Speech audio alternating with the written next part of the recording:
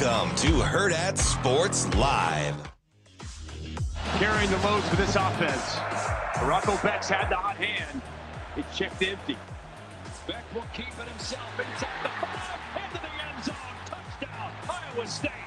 As Cook fakes right, he'll roll to the left on a design quarterback waggle. He'll throw it off the back foot. It's picked off. Picked off by Welch at midfield. He cuts it to the far sideline at the 40. He's down to the 30. He is thrown out of bounds. Another interception. And the Rebels do get that critical stop. Extra tight end in. Take a look at the rusher at the top. Warner. You can be resourceful. Now he's running out of time and throws it away, and it's intercepted. Picked off by Kansas. Devin Dye with the interception. Look at Pickett again. Touchdown. Number 2 for number 7 today. So it brings on the punt unit. And it's a deep, big, booming punt for Maynard, looking like his dad with that huge punt down at the 2. They march up to the 3. Still a brilliant punt by Cole Maynard, the son of Brad, who was a punter in the NFL for 15 years. A little bit of a stunt up front, and Sims on a screen inside the 30. Blasts his way down to the 22. Clock stops, marked at the 21. Caleb Freeman is the holder. Snap, kick is up and good, and Hawaii has done it. Good morning. Welcome into Hurrdat Sports Live, presented by Centris Federal Credit Union. That's DB. I'm Ravi Lulla here at Hurrdat Sports Bar and Grill. What's up, DB? How we doing? I'm doing all right. My I don't headphones really love that. aren't doing great. Yeah, I don't love it either. Not really sure. You sound a lot better there. What's happening right now. That's okay. We'll figure it out. Something happened. Why? Oh, mine work now. Nope, they're gone. This is good. DB, how was your weekend? You can play with the knobs, see what happens. Go ahead. All right, we're gonna see what happens. I think it's a wiring issue here. Yeah. We're just gonna do It's that real gonna quick. See what happens. Yep, there you go. There went the whole voice. Let's not do that again. That was not yours. Don't touch things that don't belong to you. Well, yeah, just cutting in and out. So that's gonna be great. How great. Just terrific. How was your weekend, DB? Weekend was chill. We a lot of football, man. A lot of football. We stayed busy Friday, Saturday. We had yesterday off. And now it's gonna be a heck of a week. Today's actually kind of a light day for a Monday. I've got the Husker Radio Network tonight. I've got Big Red Wrap Up tomorrow. I've got Nebraska City tomorrow. I leave Wednesday. We got prep for North Wednesday, and then we're rolling. You're gonna annoy me with that, so let's try to. Yeah, it works right now, so I'm just gonna hold it right here. Okay, The entire show. Not even gonna hold you. This is the one place that it works. And a lot of volleyball. A lot of volleyball this weekend. Yeah. We got to see Nebraska get off to a nice 2-0 start. Well, I tell you, that's a man. I don't know. It's given me. It's given me mid-90s vibes. Yeah. Repeat state championship vibes. It's very, and they didn't win it, so like hear my heart. Mm-hmm. When you're really, really good, yeah, which obviously they are, and you have tremendous depth, and you get off to good starts, the tricky thing to navigate is time. Yeah, because you cannot fast forward. You got to go through all the steps. You got to go through all of it. Yeah. And for them, it's strange because it's championship or bust. Oh, yeah. So like you have to win a national title. So all of this is just, yeah, that's cool. But you have to continue to get better. Yeah, so there's the reality of it, and then there's how you really have to approach it. Mm-hmm. So it's going to be it's hard not to feel like you have 3.5 months to waste before your season starts. Yeah, and I think what really, really, really, really helps in situations like that is when you have the better your culture is and the more competitiveness you can have during the day. Yeah. it can eliminate. It doesn't. So that's where the high end. It doesn't eliminate, but it can really. If you're competing every day against each other. Yeah. Yeah. It can hold you. So that's where the high end depth comes into play in terms of like you can't ever really get comfortable because you don't even know if you're gonna. I mean, you go ones versus twos versus ones, twos versus twos. You do that quite a bit with guys that really feel like they should be playing. Right. It stays spirited. Well, yeah, and you have to, like, your standard is your standard. It's just, I think it's really, really interesting, the timing of the coaching change between Coach Cook and DBK. Yeah. Because while Cook was fantastic, clearly, DBK may be just what this team needed. Yeah. For this year, right? With the Temperament, rotations, stylistically, all of the above. Yeah. Right. I kind of liken it to Coach Samanji taking over for Coach Frank. All right, you lose a championship caliber Hall of Fame coach. Yeah. You bring in a guy with a ton of success and championship caliber. Very different temperament. But the right mindset at the right time. Yeah. Like, you needed a certain personality. Yeah. And drive to deal with senior-laden, older Ryans and Rezaks and Eckharts and Benning. Like, you needed, like, a fresh perspective did not hurt. Sure. Because his slate was blank. There were no preconceived notions. So whatever he wanted, he wanted. It didn't matter who you were. And I think for that team, it was good timing. They needed a little bit of that. Yeah, it was good timing. So hopefully with these guys, with DBK, it will be something similar, because I'm telling you, it's hard. Yeah. And unless that's how you're built. And I mean, she had so many funny one-liners. Yeah. Like, when you're literally using real game to evaluate your rotation. Yeah. Against top 10 teams in the country. Yes. Like, that's funny to me. It's a little silly. It's a little silly. Like, that's funny to me. Yeah. You know, so, but that's the position that's the position they're in. I like the fact that I like the staffs. You watch them like close, like mess with each other and kind of, you know, they're lighthearted. You know, they still go to work. You know, she makes the jokes about, you know, they need to brush up on their music a little bit. Like, Coach Busboom Kelly and I would get along because she uses a lot of music references. Yeah. A lot of lyric references. Brush up, man. It's funny that way. Funnier. But no, it was a very I learned a lot this weekend about a lot. I know there'll be some sweeping judgments. You know, Iowa State, K-State, Kansas, UNLV for that matter. I don't know. It's a funny sports weekend. I am glad that the Yankees got off the schneid, because I did not. I just did not want Boone having that sphincter puckered up all the rest of the year every time the Yanks were on television. So I think that would be terrific. I would love that.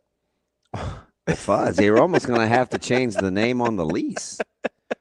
Red Sox Inc., because there was some serious ownership going on. But still 8 out of 10 this year. Still 8 out of 10. Well, that's crazy. That is bonkers, especially because it's like, I get that the Red Sox have been playing really well, and I think it's over the last 65 games. They're like 41-25, which I think is second to the Brewers. But it's not like this has been like a vintage juggernaut Red Sox team. Like, this isn't 2018. Well, they're getting it different ways. Yeah, they're fine. They're a pretty good team. It's not crazy. He said they're fine. They're fine. Maybe I'll turn around on them like I did the running back room, you know? Go from just fine to a little better than that. Yeah, do you like my heads today? I do. We got one John Butler and one Big Head Rule. Yeah, I went with I have a couple. Yeah, I have some new ones too of Coach Rule. I went with the larger head Coach Rule. We need to for a play on words. We need to get one that better represents his new svelter figure. Yeah, he'd probably appreciate that too. You know? Yeah. I don't think this is no longer an accurate representation of the old ball coach. No, he's definitely fit as a fiddle. He's leaning out. Yeah, he is. He feels the pressure of everybody else looking better. So he's got to keep up. They'll there'll be no fat shaming going on either. No, of course not. Yeah. So he's not getting that from his own team. So you mentioned Iowa State, Kansas State. Obviously, Iowa State, Kansas State went about how we thought it would go in terms of at least the two of us. Yeah. That wasn't – I wish the elements had been a little bit better. Obviously, that wasn't the cleanest game that we were going to see all year. I was pretty happy with my Matt Campbell, Iowa State boys over there. My guy Rocco Becht, my personal favorite. But you talk about sweeping judgments. Do you take anything from that? You just go, hey, they're both in the Big 12. I think they're both kind of who we thought they were. Yeah, I think that's about right. Yeah, I do. I mean, I liked Iowa State to win. I think Iowa State was better defensively early on than I thought. Mm-hmm. They figured out a way to handle K-State's pressure. Yeah. Which, and it's hard to guess or imagine what the impact of losing Dylan Edwards was too. Yeah. Yeah. That changed them dynamically. But for the most part, I felt like, Avery Johnson, he played well enough to win. Yeah. Like he balled. And Iowa State just made plays. And I think that's actually going to be who they are. Yeah. Yeah. Every which way but loose. I liked Iowa State in that one. The Dylan Edwards thing is super interesting because that happens before they take an offensive snap, right? Happens on the punt return. That gets muffed or however you want to. Yeah, he didn't actually fumble. It was a muff punt. Yep. And I do wonder, the other guys looked okay, but Dylan Edwards is a special type of talent. Clearly different. Yeah, and I do wonder, though, how much the elements would have, his running style, how much that – you saw guys slipping and sliding all over the place. Yeah. That may have neutralized him a little bit as well. I don't know. I honestly, at certain points, sort of forgot that he was out. Oh, shoot, I didn't.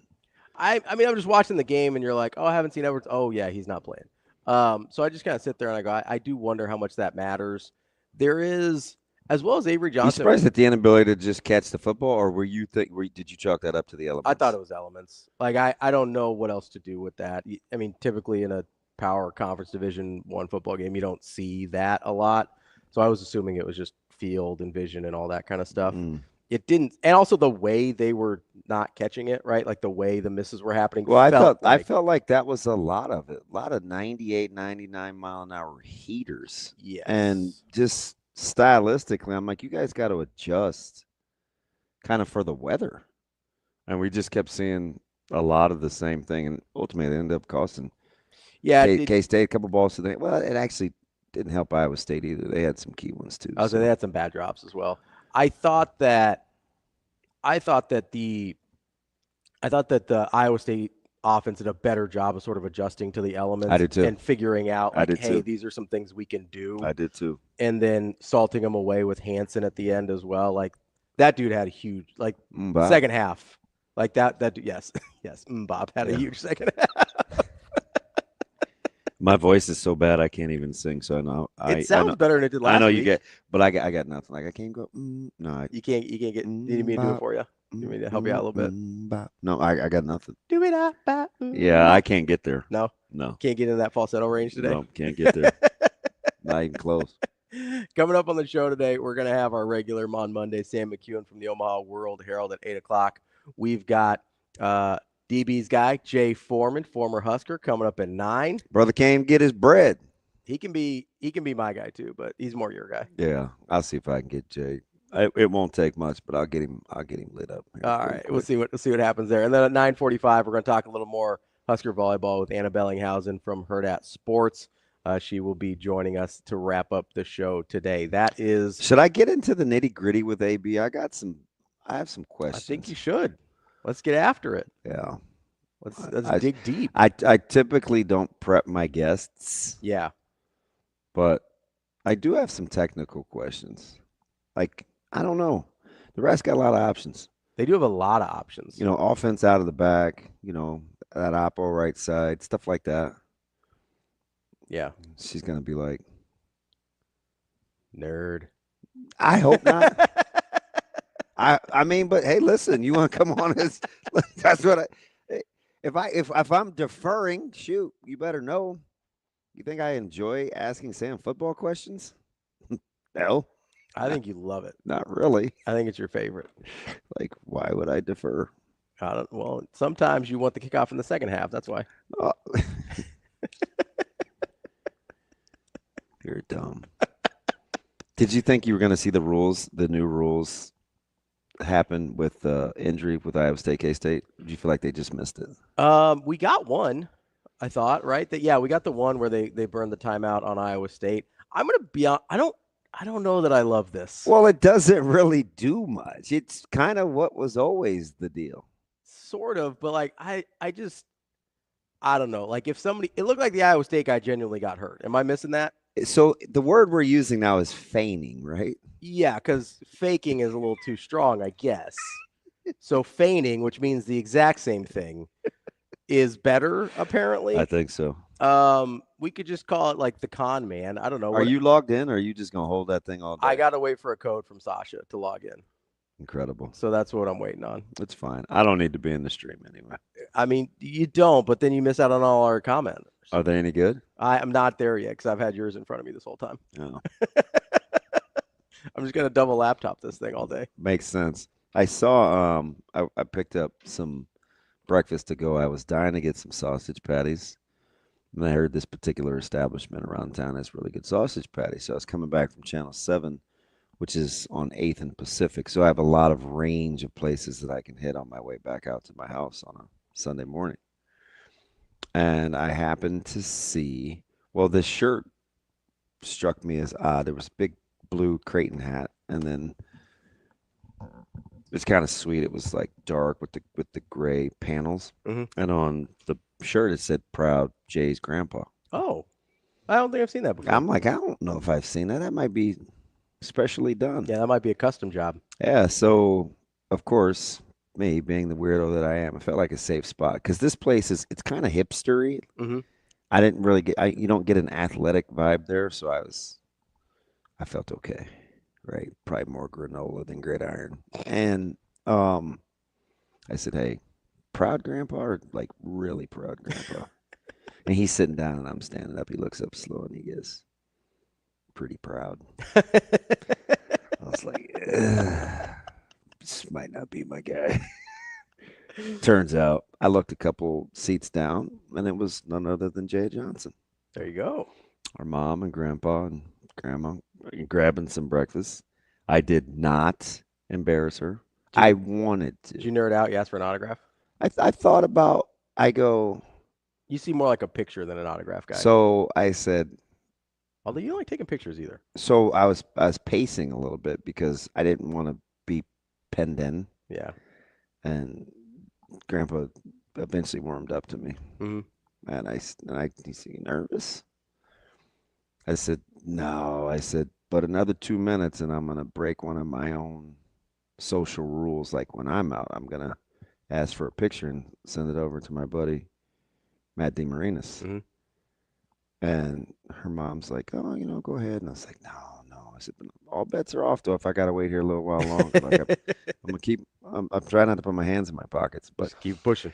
You could just tell, like, she didn't really enjoy being in public either. So I was not going to, continue to double down. Yeah.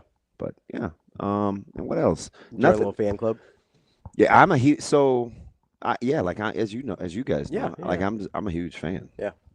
Now, her teammate is pretty incredible. I mean, how good is Ava Moore? Volleyball in this state legitimately on the collegiate level has 2 legit candidates for player of the year. Minimum. Yeah. And Ava Martin and Andy Jackson. Yeah. And I don't know if Andy Jackson's going to end up being Nebraska's best player. I was going to say, do we even know if Andy Jackson's the best player on her own team? No, she's incredible. No, there were stretches last year where I clearly thought she was their best player. Yeah. Now, best athlete? For sure. Yeah. For sure. I like DeMarinis' thought where you could make the case she may be Nebraska's best athlete on campus. The universities. On campus. Yeah. Now, Jeremiah Charles will give her a run for her money. Yeah. He is freaky gifted. Yeah. In a lot of areas. But she's unbelievable. Yeah. Yeah. Yeah, but We just saw a lot of good volleyball. I did geek out for just 1 second. Yeah. I'm like, hey, I got a question. Do you guys like running out during the entrance, or were you like, oh my God, I think I'm gonna biff it? Her mom kind of chuckled, and she was like, I was kind of wondering. Some of the moms and I were like, oh my God, I think I'm gonna make it. I was like, see, I'm not the only one. This is a long way to run, and you kind of had to meander around the corner. Yeah. I was like, I don't know. Do they think that's fun? I mean, the entrance was pretty cool. Yeah. Like, it was a pretty cool entrance. Yeah. Did you see the hyphenated Coach Cauley for Penn State? She's kind of looking around at the audience, and she nods her seal of approval. Like, yeah, it's better than Happy Valley. Take that. Defending national champ. Nah, I'm just childish like that. But it was just a cool environment. No, it was. It was a great event, the AVCA First Serve event. It was a super cool way to kick off the volleyball season. Yeah. I'm locked and loaded. It is game week. That's it, man. Are you locked in? You ready to go? Yeah, I'm super locked. Yeah. Yeah. Like I don't know if I shut my huddle down all week. We'll be ready. We will be ready. We'll see. It's an opener and it's high school, but we will be ready. And I guarantee you Nebraska will. Yeah. Yeah. It seems like we have a confident Matt Rule. Yeah, that's why I went with the bigger head. Go Big Red. I know this isn't my favorite head I have of him. Yeah. But I went with the one that was a little larger in look because I do think he's pretty confident. He seems pretty confident. Yeah. That seems like a man who likes his football team. Did you like his presser? I did like his presser. Yeah. I thought the captains were interesting. Yeah, I did too. Because that's new. I did too. I didn't have the stones, and I should have got him back after some of his terrible jokes up at the podium. I did hit him with one. Which what was wrong with the jokes? I thought they were pretty good. He immediately fired back, and I'm like, shouldn't you be working? That's what everybody complains about. I thought he was. I thought you're 23 hours and 51 minutes a day of work, buddy. Yeah, what the heck? No, he clapped back. All right, just make sure everybody knows. He clapped back pretty quick. He's got that 1 extra hour a week. To do the podcast. I don't know. you hear him. You're sure to make sure to slip in though. It's like, oh, we got a lot of this done beforehand. Yeah. No, my favorite was, I can't remember. Have we seen this one? Was that in this recording? In one of the podcasts I said. Yeah. Yeah. And I was like, oh. Kind of letting you know. Some few of these are banked up. Yeah. Yeah. Which is what I was trying to say last week. Last week. I was like, how do we know when he's even recording them? And at that point, I didn't even know. Ain't nobody know. I didn't even know. Did I say new? Yeah, you did say new. I didn't even know. You also said penned I don't know. in. Honestly, so I don't know. I also said what? Penned in. That's not what I said. said. That's 100% what you said. said Let's ask Jacob later. I said penned in. Hopefully he's still busy writing and recovering from volleyball. He's definitely going. He was non-existent in the volleyball chat. He's busy. He's working. So was Matt. Yeah, but Matt was actually there and he was responding. This is not a slight to our guy Jacob. Matt's a better multitasker. Listen, I've sat next to Jacob. I know. He's locked. Yeah, it's incredible. He's not paying any attention to you. I've sat 3 seats away from Jacob in the same facility when he has his notepad and pencil out, and I've texted him from just to see. Yeah. Yeah, there is no getting him off his game. He looked at it and just ignored. Yeah, I want to know what his volleyball notepad looks like because he's still a spiral guy. Yeah, I've seen the basketball one, and it looks like a beautiful mind. Like I can't really make heads or tails of it. What's her name? Jennifer Connelly? Yeah, I got Jennifer Connelly and Russell Crowe. Russell Crowe in there, doing the whole genius whatever on the board thing. Like I'm glad you got these guys going on the. What did I do? Because you don't know the difference between pen and pen. I got a hard time with the headphones this morning. That's probably the problem. A lot of gum. A lot of gum in the ears. It's all gummed up. Yeah. Must be a lot of gum in these headphones this morning. It's Are they working better? Not at all, no. How was the weekend? My weekend was all right. What'd you go up? Mow? Did you edge? What'd you do? No, I did. So I was having I did have a guy come out and help out with the yard this weekend. Was it just out of control? It was. So I haven't really talked about it on air yet. I had a thing happen with my eyeball a couple weeks ago. And so I haven't been able to, like, I'm not allowed to do anything really. Yeah. And like my doctor specifically is like, do not mow the lawn. And I was like, okay. Why? What was pushing a mower? Well, so like exertion of any kind can make the bleed worse. And so he's like, you can't, like, anything more than a walk, you are not allowed to do.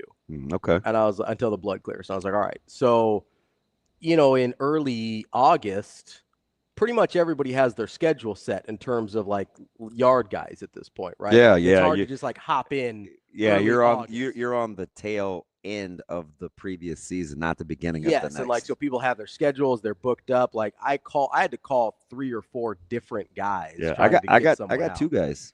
I should have asked you. I should have known. But I got 2, and they both own their own company. So my mom went to work, and she's got all these friends. She goes to like a senior center gym pool thing. Oh yeah, you said that's her jam though. Oh, she likes she goes doing like that every day. She's, Yeah. her friends. When she walks in, everybody's like, Ross. Yeah, and she's like the lady that knows everybody's name and like memorizes the new people and stuff Hi, like Bethany. that. Yeah, there's a lot of like. Hi, Margaret. There's a lot of like Patties. Yeah, Mabel. And I don't think there's a Mabel. There's Yeah. like a Pat. There's got to be a Judy. There is. Guarantee there's a Judy. I think there's a Judy. Okay. There's a Jackie. Okay. There's a. What about Peg? There's a Gail. Oh, that fits. There's a Lisa.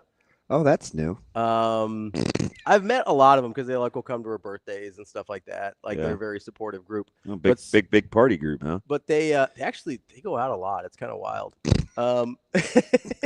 Oh. But so she put her pool friends to work and was like, hey, if any of you people have yard guys that you like, tell them that my son needs help and get in contact. So they hooked it up. They got it done. Yeah. The pool friends came through clutch. Well, does it look nice? Yeah, it's better. It looks better than when I do it for sure. Well, so what were you working with? Some sort of jungle? It got pretty aggressive by the time that Welcome to the jungle. It was pretty bad. I felt bad. Like I almost went to my neighbors, which I don't like go talk to my neighbors. I'll kind of wave at them from a distance. From a distance. Exactly. Yeah, that's my jam. Like I see you across the street, be like, "What's up?" That's the GNR fits your voice, by the way. Guns N' Roses. Oh yeah, the little raspy, crappy voice. Yeah. So I know the names of the neighbors directly next to me, but that is it. Yeah. So is it a couple? Well, on the one side it's a couple. On the other side it's just a guy. He's a retired teacher. What is it? Mark and Alyssa, and then one of them is named Mark. Weird. And then the other one's what? The retired teacher's Tom? Joe. Yeah, figures. So on my one side it's Mark and Mamie. Mamie? Yeah. I'm not gonna do it. They're very lovely people. Be nice. But I almost went, and it's a good thing you don't have that disease that I have, where you have to say the joke.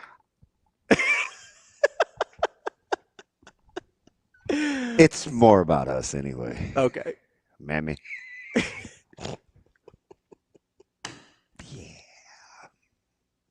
Anyway, so there's Eminem. Yeah. So and then there's No Ordinary Joe. And then there's Joe, who they're all super cool and kind. Yeah. But I almost like knocked on their doors and be like, hey, I want to let you know I've got a guy coming.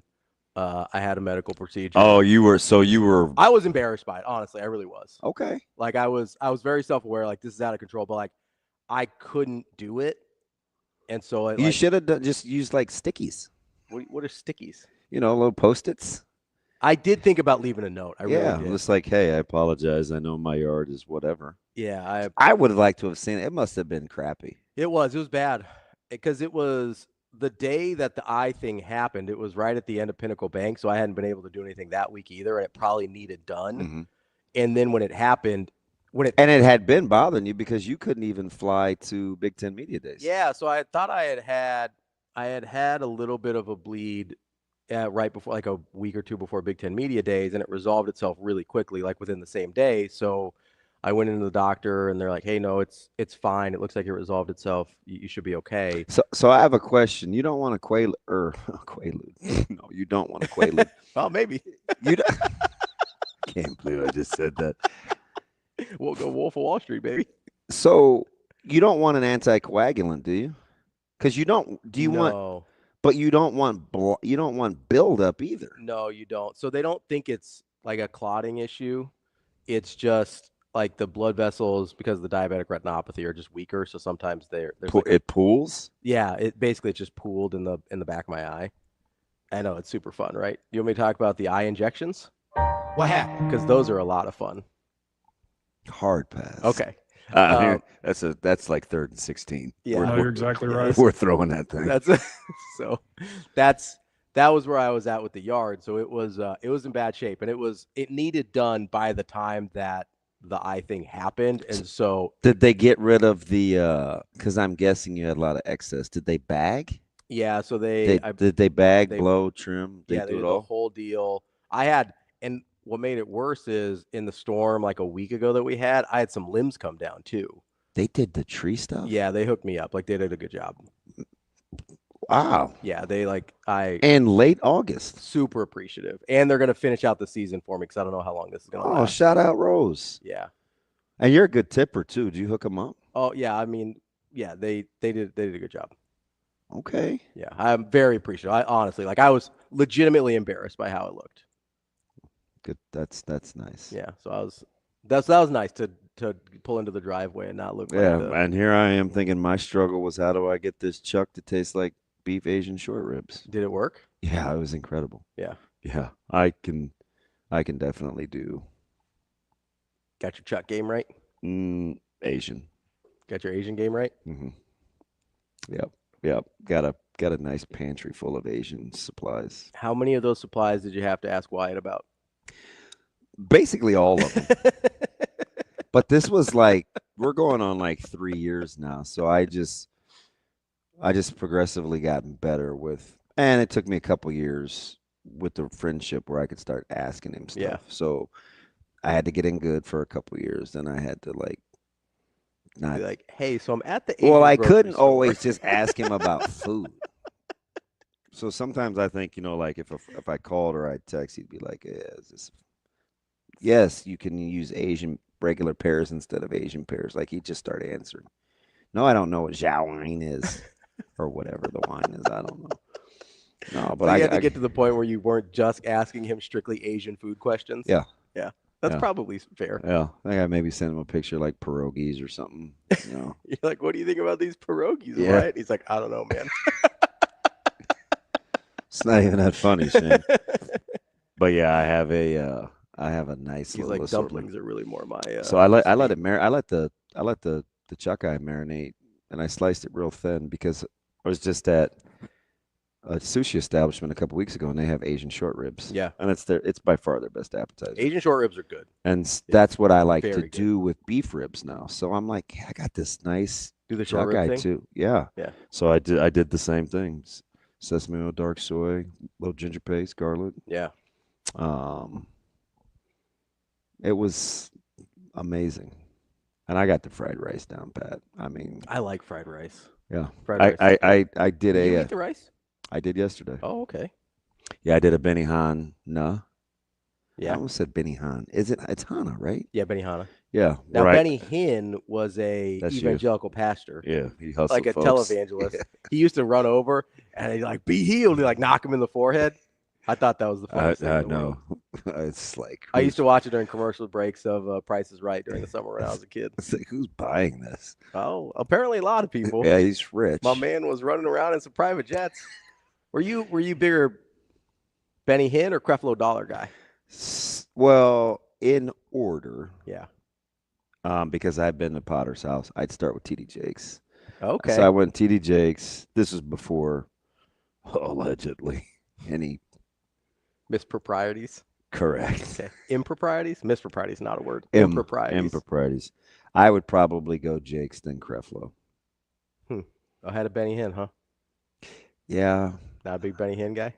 I wasn't really messing with you guys much. Whoa, what do you mean, you guys? I mean, I didn't know anything like growing up, really. Like evangelicals, or yeah, is that what you meant? I was out on Billy Graham too. You seem like it. Well, I mean, equal opportunity offender. I'm just listen. He's not even one of my. He's not even. I'm not claiming Benny Hinn. That's not one of mine. I just meant loosely. Oh man, he's got quite the name. Loosely. Yeah, he's loosely. Different brown people. Loosely. Not ours. Loosely. 1, 2, 3, not it. Nose goes. Not claiming Benny Hinn. I'm as close to claiming Creflo Dollar as I am Benny Hinn, depending on what direction you're going. The guy's not even in the same continent. My bad. Did the white hair throw you? I'm so sorry. The white hair probably threw you off a little bit. Please accept my You apology. need people like me. Him too. He would have to. Benny Hinn would have to do that level. Oh Lord, you're just not gonna let this ride. He'd have to do that level of like accent and tanning to become one of my people. He's over there closer to. So Lance nailed it. What did Lance get? His question is spot on. Why I'm really good at this. It's the garlic butter. Ooh, garlic butter is legit. And I do my own with the butter, my Kerrygold. Oh, I love Kerrygold. Little MSG. Yeah. Crushed garlic and soy sauce. It's the whole key. Yeah. Just a smidge of sesame oil because it goes a long way. Ooh, I love sesame oil too. I got a picture. I mean, it's pretty spectacular. Sesame oil is a little bit of a game changer if you like get it right. Yeah. Yeah, you got Nah, too much. You feel like you're eating Yeah, that's all you can taste. crushed peanuts. Yeah, you in got to be every careful with sesame oil. little bite. It's a little bit. We were talking about truffle the other day. Yeah, that was off air. Yeah, you got to be real careful with how much truffle you're using. I don't really mess with it anymore. Really. Mm-mm. I like truffle a lot. So I had a little bottle, probably 8 ounces. Mhm. I bet it lasted 2 years.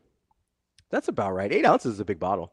Mm, It's a pretty good size. I mean, you're talking a couple drops. yeah, literally. Just like doo doo. Literally, it's pretty strong. Yeah. That's in that deal. I mean, if I'm not wrong, like it's Hey, did you? So you didn't even? What did he say?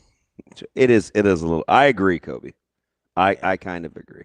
It is a little overrated. Truffle oil is a little overrated. It's very overpowered. apparently Mike coached Benny Hinn's son in football. Wait, what? Mike, where are you from, homie? What is happening here? This could take over the show. Mike, where are you from? Can you call us right now? 888-638-4876. He coached Benny's son, Rashad. I don't. Did he say Rashad? Where did you get Rashad from? I don't know. I can't read. He just said, I coach Benny's son in football. Hey, did you backpat over your depth chart? I mean, you did more of the heavy lifting there than I did. Well, I just would confirm or deny. Okay. I mean, I thought we did well. I thought we did pretty well. The one that shocked me was Riley Van Poppel. Yeah, we read way too much into that, though. Okay. How so?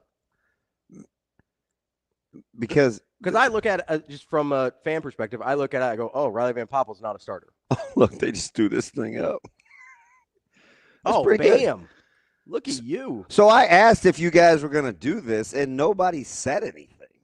I don't control the social media, so And lo and behold, here we go. Now I got to put my glasses back on. I can't read. Don't know that I can read this font without a pair of readers.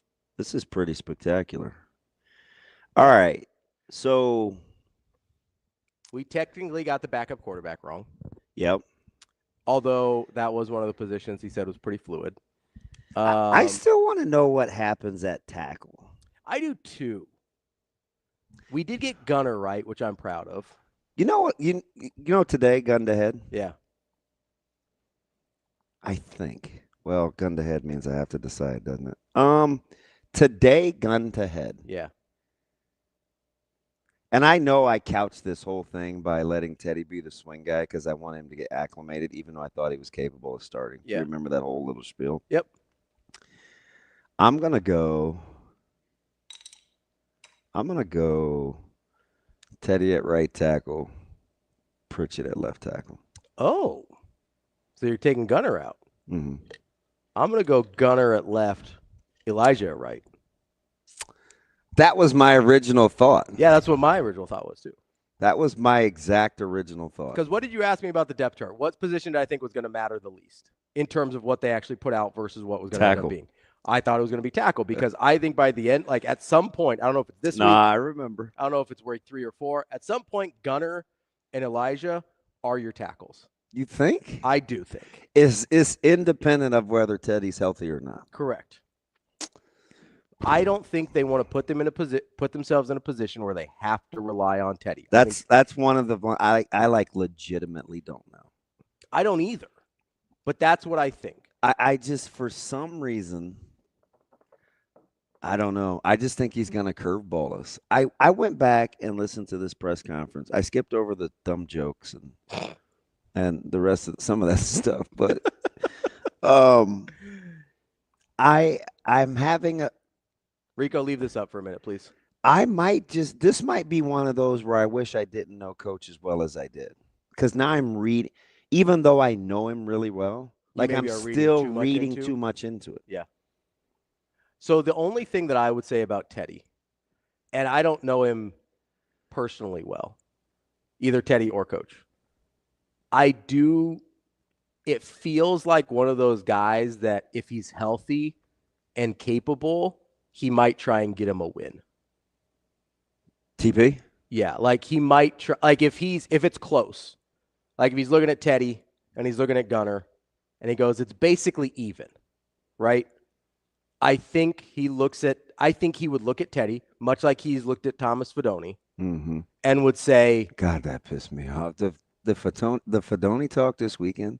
I think he would look at him and say, hey, let's get Teddy a win. Hey, we're going to get into that film study too, fellas, if you're listening. Yeah, we've got Austin and Rico. I'm going to give you a couple.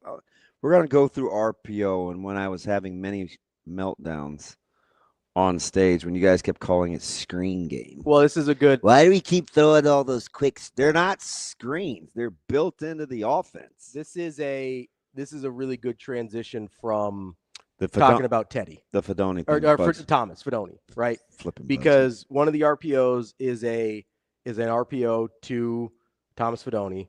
And I'm a layman here, but we'll get to it. What time is it? When I watched, you want to take a break and do it now? Yeah, I want to finish up the too deep talk real quick. Okay. Shane, we'll just take like a 60-second. Let me get my bearings together. Guys, if you want to use lines and spot shadows, I don't know if I have to do that or you have to do that. And since we haven't talked about it, this will be on the fly again.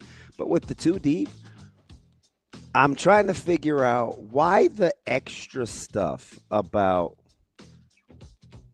making sure we understand that he's never gone into people's performance on the field. So why the false start, jumping off sides, procedure stuff? He's never done that. You know, he said that. I mean, what do we always say? Definitely not the first time Elijah's hearing that, right? Yeah. Was it to save his bacon about the character gossip? I know people lied about the suspension, but you got to consider the sources. I think there's two things there. A, I think he didn't want anybody disparaging the kid's character if that wasn't an issue. B, I think he wants Elijah Pritchett to be a starter. I'm leaning towards the latter, which is why and I thought he would start anyway, but I may flip sides.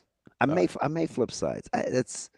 We'll see. Thank you for bailing out my thought process because I'm like, am I reading too much into this? But you kind of think the same thing I am. With Teddy? Yeah. No, with Elijah. Yeah. Well, I think there's a little bit in there. I'm reading in a little bit with Teddy too. Yeah. I think he wants to get Teddy a win. We'll come back though. We'll get to RPOs and offense. Okay. And the Fedoni talk. This going to be one of those guys that now that he's good in the NFL. It's like we're going to have that be an indictment of Nebraska. I don't know. With Cam Jurgens, we just decided we liked him again. So I don't know. We'll see what happens. That's DB. I'm Ravi. It's Hurrdat Sports Live.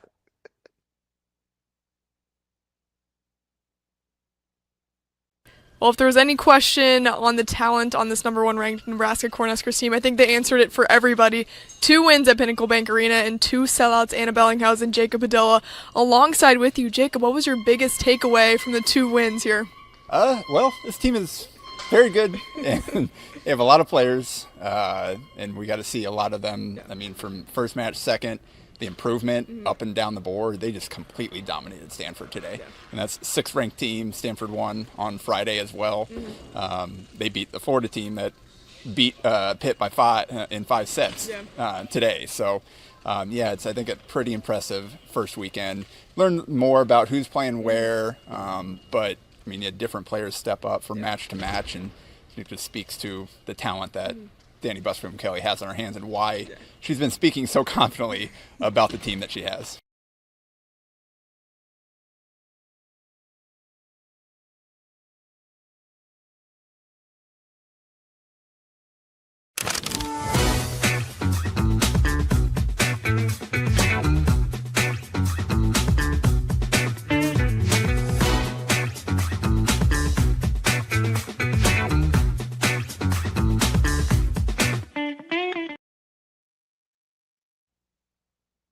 We will be back.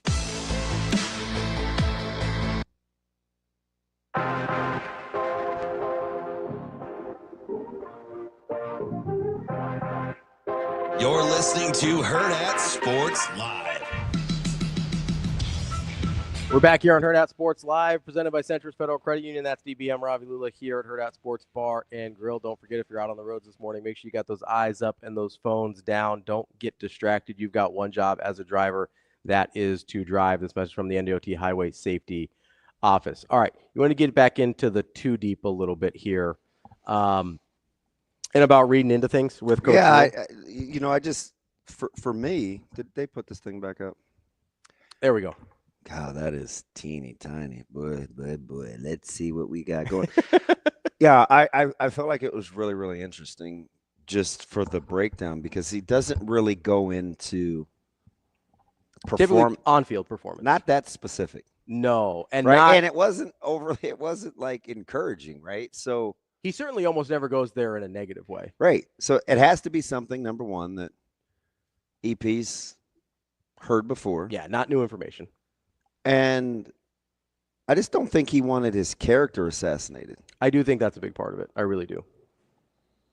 Okay. Like, I do think that there's... Now, you said something interesting about wanting him to be the starter, though.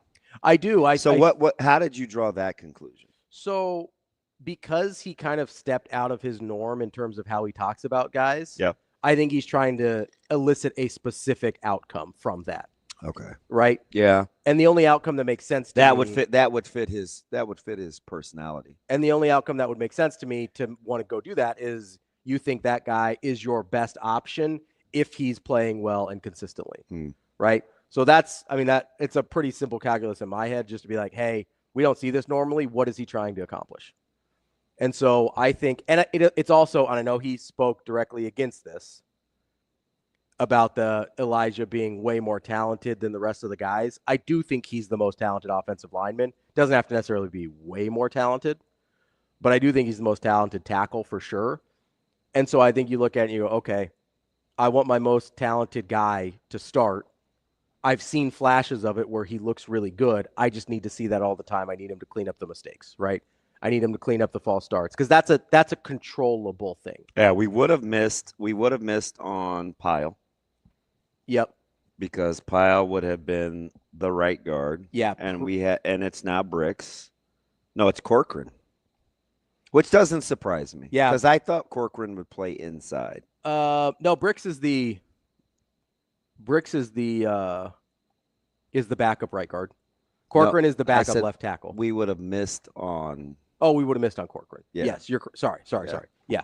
So Bricks ended up being the backup right guard. Corcoran ended up being the backup left tackle. No, Corcoran's the backup right guard. Not on the actual one. We had him at backup right guard. I think. Are you? Okay, you're right. So I think with the injury to Pyle, it allows Turner to bum. Yeah, it pushed him out. But we also did get from Coach Rule that Gatula could play inside also. And he swings from both tackles. Yeah. So basically you're saying he can play 4 out of the 5 spots. Which is going to pay dividends. Yeah, it's going to be hugely valuable. That guy's going to be on the field a ton because he can play 4 out of 5 spots. This is basically what we heard. A little. So we tried to walk and rationalize through the whole Latif Gramstad thing. Mm-hmm. And his answer basically supported why we put Gramstad second. But why you also talked about Latif being long-term. Yes, 100%. Because then he goes, well, we can put Gramstad in the game right now with an injury and go win the game. Yeah, he'll go win the game. But TJ offers us a part of the game that nobody else on this roster does with the mobility that he brings at quarterback. Surprised that no R between R or at the running back spot? No, not between 1 and 2. Me neither. Not between 1 and 2. Me neither. Honestly, not between 2 and 3 either. Like I think 1, 2, 3 are pretty clear cut. Although I would like to see. I don't know. I'll ask Foreman maybe a little bit. At what point do we think we know about skill guys? Because I was just getting ready to say I wouldn't mind seeing a healthy, bigger Ives, but do I know enough? Because that isn't one of those guys that I openly talk about. Yeah. So maybe that says more about what I really think in my subconscious. Maybe. Right, because there's just some guys I don't bring up a ton. Also, whenever we've heard his name brought up a few times. Holgorsen brought him up during the bowl practices. He didn't know his name. I mean, all offseason, what about McGahee? No, I like McGahee. Yeah. I do. Yeah. But I think they do too. I think there's some consistency things that he needs to work on. And there's a lot of good players over there. So that's the thing, is there's a lot of good jacks. There's a lot of good guys. I mean, I love what you don't want to put Jason McCullough on the field though. You don't want to put Jordan Ochoa on the field though. And we saw Dylan Rogers. Yeah. Pop off. That's a guy that's come a long way that most of us had not thought about in a long time, myself included. And then you've got this young guy who might be the most disruptive of all of them, but maybe doesn't do some of the other things that the other three do. I was a little surprised to see Merritt listed. You mentioned that you might see him though. I know. You were like, hey, I wouldn't be stunned. Oh, but he is the third, right? He's the third. I'm just trying to envision, if you had to go out there and play. Yeah. Yeah, and I really can't yet. Okay. But I do like the fact he's there. Yeah. Because again, I know we're parsing through it, but I'm like, and you know me because you talk to me all the time outside of this. This is a good blueprint, but we still are doing a little too much with this. How so? Because I think you have to understand oars. And explain that to me, because I think a lot of times we'll still see the order and think that matters, or sometimes we'll look at it and be like, oh, it's all oars. They're all tied for first team. Yeah. How do you process when you see an oar? I process that it's still it's week to week. It's rotational. Okay. The order doesn't really matter. The order of the oars doesn't matter. No. So when you see Elijah Pritchett third, but they're all oars, it means he can start tomorrow means if nothing. He cleans his stuff up. Yeah, it means nothing. Okay. Means absolutely nothing. Because that's sort of how I have started to take it. That's just my opinion. I mean, all staffs are different. Yeah. But that's how you think they mean it. That's how I would mean it. Because it's hard not to look at the order. It just is. Yeah, if Nebraska came out and let's say, they wanted to play an even front and they wanted to play with two eyes versus a 1 and a 3 technique. Yeah. Right. That may dictate how you use Judy or Van Poppel or Cam Lenhart. They have movable parts. So then there are packages where guys play together. So that's the thing with Van Poppel that I looked at and I go, okay, maybe they just plan on playing Judy and Van Poppel together a lot. That's sort of my takeaway from it. Yeah, and because I can't really imagine a world in which. Well, do you remember the tail end of the D line where we were talking about depth chart, and I was like, well, let's just move him here and put him here. Because I asked, I know. Do you think they're going to run more 3 front or 4 front? Which is why I moved George and Judy at the last minute. Because I look at it and go, okay, if we're doing a 4 front, but we want people to think we're a 3 front, then having Judy and Van Poppel right next to each other on the nose guard spot and not have it be 2 different spots makes a lot of sense. Yeah, I mean, right? And we just went through this weekend, right? If Northson 2-back was stationary 2-back versus a move tight end, we'd play it different, right? So, I mean, the concept for them, I'm sure, is the same 2-back run game with some sort of lead or open side, but we'd play it different. Yeah, with our front. Yeah. So that matters, right? So what you're seeing from the other team matters as well. Yeah. In terms of what this looks like. Yeah, 100%. So this is hey, depth chart in a vacuum, not necessarily what we see on Thursday. Yeah. The other thing that I really liked here, and this is, again, it's funny that you brought up the oars because I processed 2 of them incredibly differently. So when I looked at the tackles, I go, Pritchett's still in it. He'll be fine.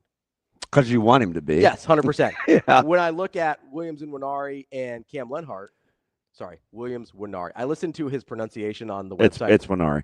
4 times, and I keep putting the N in front of it. Williams Winari. Yeah. Alliteration. I'm going to remember that. I looked at it and I go, he's on his way. He's got it. He figured it out, right? And I look at him and go, oh, man, if he passed Cam Lenhart, or if he's even with Cam Lenhart, then I all of a sudden feel really good. And I think it's safe about what Winari's doing. I think it's safe to say between those 2, relative to expectations. Yeah. You could. So I'm gonna keep the young guys out of it. So no, Pekchak, and no Hofkin. Okay. Because they came from way off the grid. To put themselves in the mix. So if it's not those two, then you could make the case that Winari's come the farthest. Or Cam Leonard. Oh, both of them, really? They had I thought Cam's offseason was spectacular. I mean, we heard him talk about Winari. I thought Cam's and listen, and I've only seen William a couple of times live where I just watched, and all I could think of was, man, if this dude ever figures it out. Mm-hmm. Because he could do some. Remember I told you the story? Jay Moore and I were watching him. And I looked at Jay, and Jay looked at me, and it was funny because, Jay played at the professional level in an odd and even front. Mm-hmm. And he's a long guy. Yeah. Tall. Yeah, he's very tall. And he kind of had his head tilted. He's fresh off of hip surgery. He's like, that size, those drills look like that. Those hurt me just to watch. Mm. But he could pull them off. Yeah. And they do I like He's their very good at angles. I like their individual. Because everybody does their own drills differently. Like everybody has their pet drills. I thought Nebraska's defensive line drills were spectacular. Yeah. And I'm watching his movement. And I looked and I'm like, that's not normal. For a guy that size. He's 6'7". It's his bend. Though. Yeah, he got angles. He's very it's his ability to bend at that length. Mm-hmm. And he has super long levers. Yeah. Right. And the only guy you have to take this with a grain of salt. Yeah. He reminds me, when you look at his frame, he reminds me of Dwayne Harris. Mm.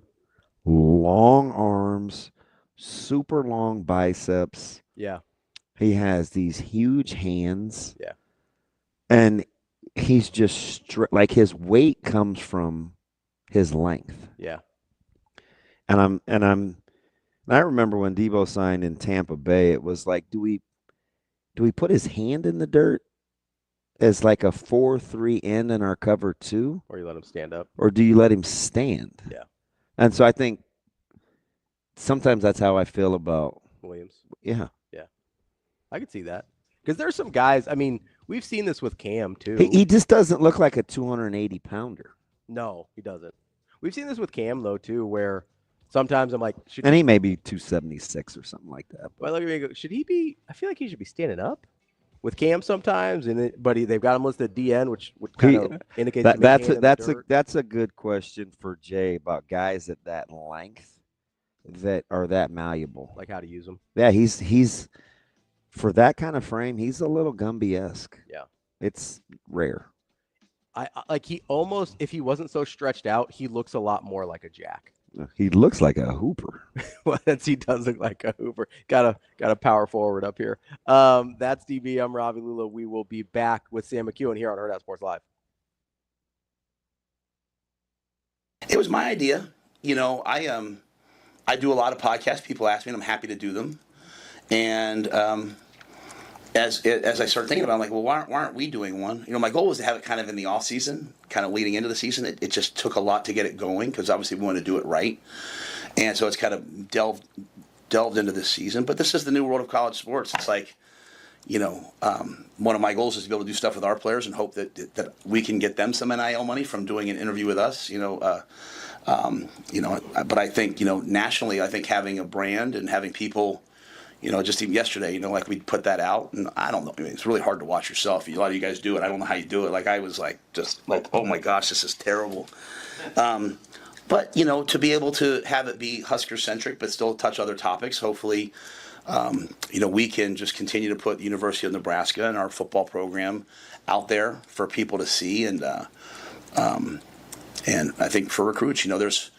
I think I've said this to you guys before. If you have not gone to that second floor, you have to go walk through it. You guys, they should schedule probably something to show these guys this. Like.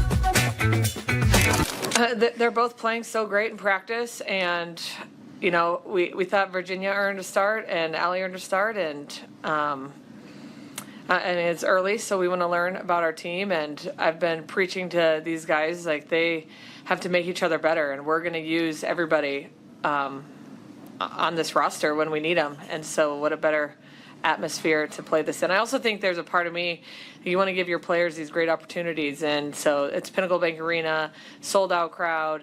I wanted Allie to have that moment also, just like I wanted Virginia to have it. So it's just cool to have the opportunity to do each of them, play each of them a match and get them experience, but also just soak in Nebraska volleyball.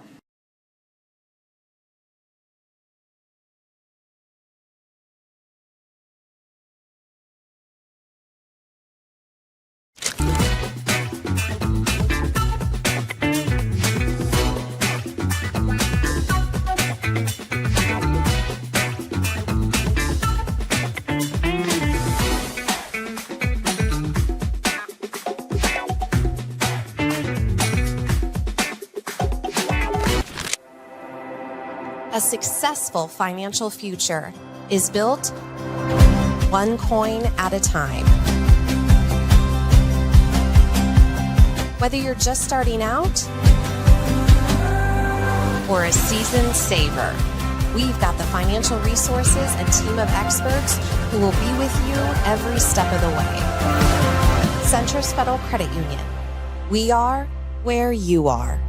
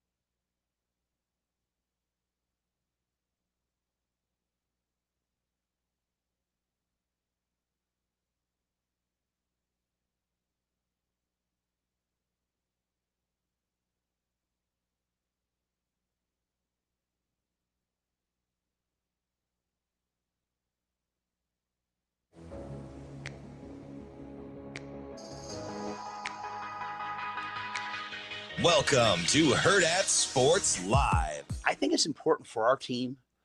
I think one of the things sometimes we do is like we try to make, we make mistake we can make is try to make everyone feel good. And I do think they have to have a sense of like, hey, here's where I am. Like, you need to know like, hey, I'm not on the travel roster or I am, so that you can fight your way back. You can know exactly where you stand. Coaches tell players exactly how they feel about them on game day. How much you play is what he thinks, right? So I wanted us to be unbelievably honest. So what 74 is the Big Ten limit. We'll probably get to like 80, especially with some injuries. And then on game day, we're going to bring down the rest of the team. Now, there's a couple guys like we've been trying to figure out, like Bly Hill, Gage Stenger. These guys are on crutches, and I know they want to come, but those guys will come down on the day of the game. Every guy on our team has worked really hard. I'd like them all to be there and have this experience. But we will take down like between 74 and 80 as part of the travel roster. This is a business trip, right? This is a big time, preseason football game. So we got to play at a high level. Welcome back, Hurrdat Sports Live, presented by Centris Federal Credit Union. That's DBM Ravi Lulla here at Hurrdat Sports Bar and Grill. We are joined now by our Monday friend, Sam McKewon from the Omaha World Herald. Sam, what's going on, bud? Good. How are you, man? Good. Hanging in there, man. Are you enjoying the cool down or what? Love it. Me Absolutely too. Love it. Yeah. I know we'd probably fight over this, but I don't need high 80s and 90s, man. I'm like I'm high as 75 all the time, and I'm cool, man. As long as you give me my 4 seasons, I don't need 90s to feel like, oh, this is fantastic. This is perfect, man. It smells like fall, doesn't it? It does.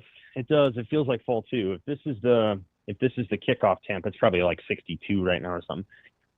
If this is the kickoff temp on Thursday, I'm not going to complain. I mean, this is great weather, and it's a true night game, which doesn't always happen in September. You know, if you have a 6 p.m. kickoff, it's an evening game. This will be a night game. I don't think we'll see the sun at kickoff inside Arrowhead. I think it'll probably be back behind the stadium. So, you know, I'm looking forward to watching the game under the lights in fall temps. It's going to be great.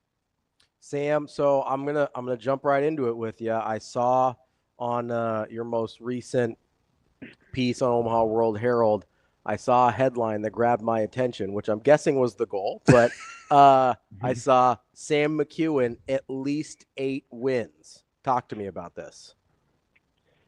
Well, I think you can take the head coach and the athletic director at their word that this is going to be a good team, and if it's a pretty damn good team, as Matt Rule said, then they ought to win 8 games. Now, there's caveats. The caveat is Dylan's got to stay healthy. I mean, I think that's, you know, and I put it in there, the word force majeure. I mean, if something unforeseen happens, then of course the expectations change, and the player they've got to keep healthy is Dylan. I mean, that's the one, because I don't think the backup situation is, you know, necessarily 8-4, but provided he stays healthy and he's throwing the ball and he's the guy in the pocket, I think it's reasonable to expect that and embrace that. And the schedule, if they were playing Wisconsin's schedule or Florida's schedule, I may not say that, but they're not playing those schedules. So I think the numbers are there, and I understand that we've moved away from this. Well, we don't want to put a number on it, and we just want to call it, you know, we just want to play to a standard. If they play to their standard, they'll win 8 games at least. Yeah, I think this is interesting, and believe me, I try not to overdo depth charts because I think I kind of know. I don't know, man. I know what they are. They do have value though, so I'm certainly not going to be dismissive of that. They absolutely have value.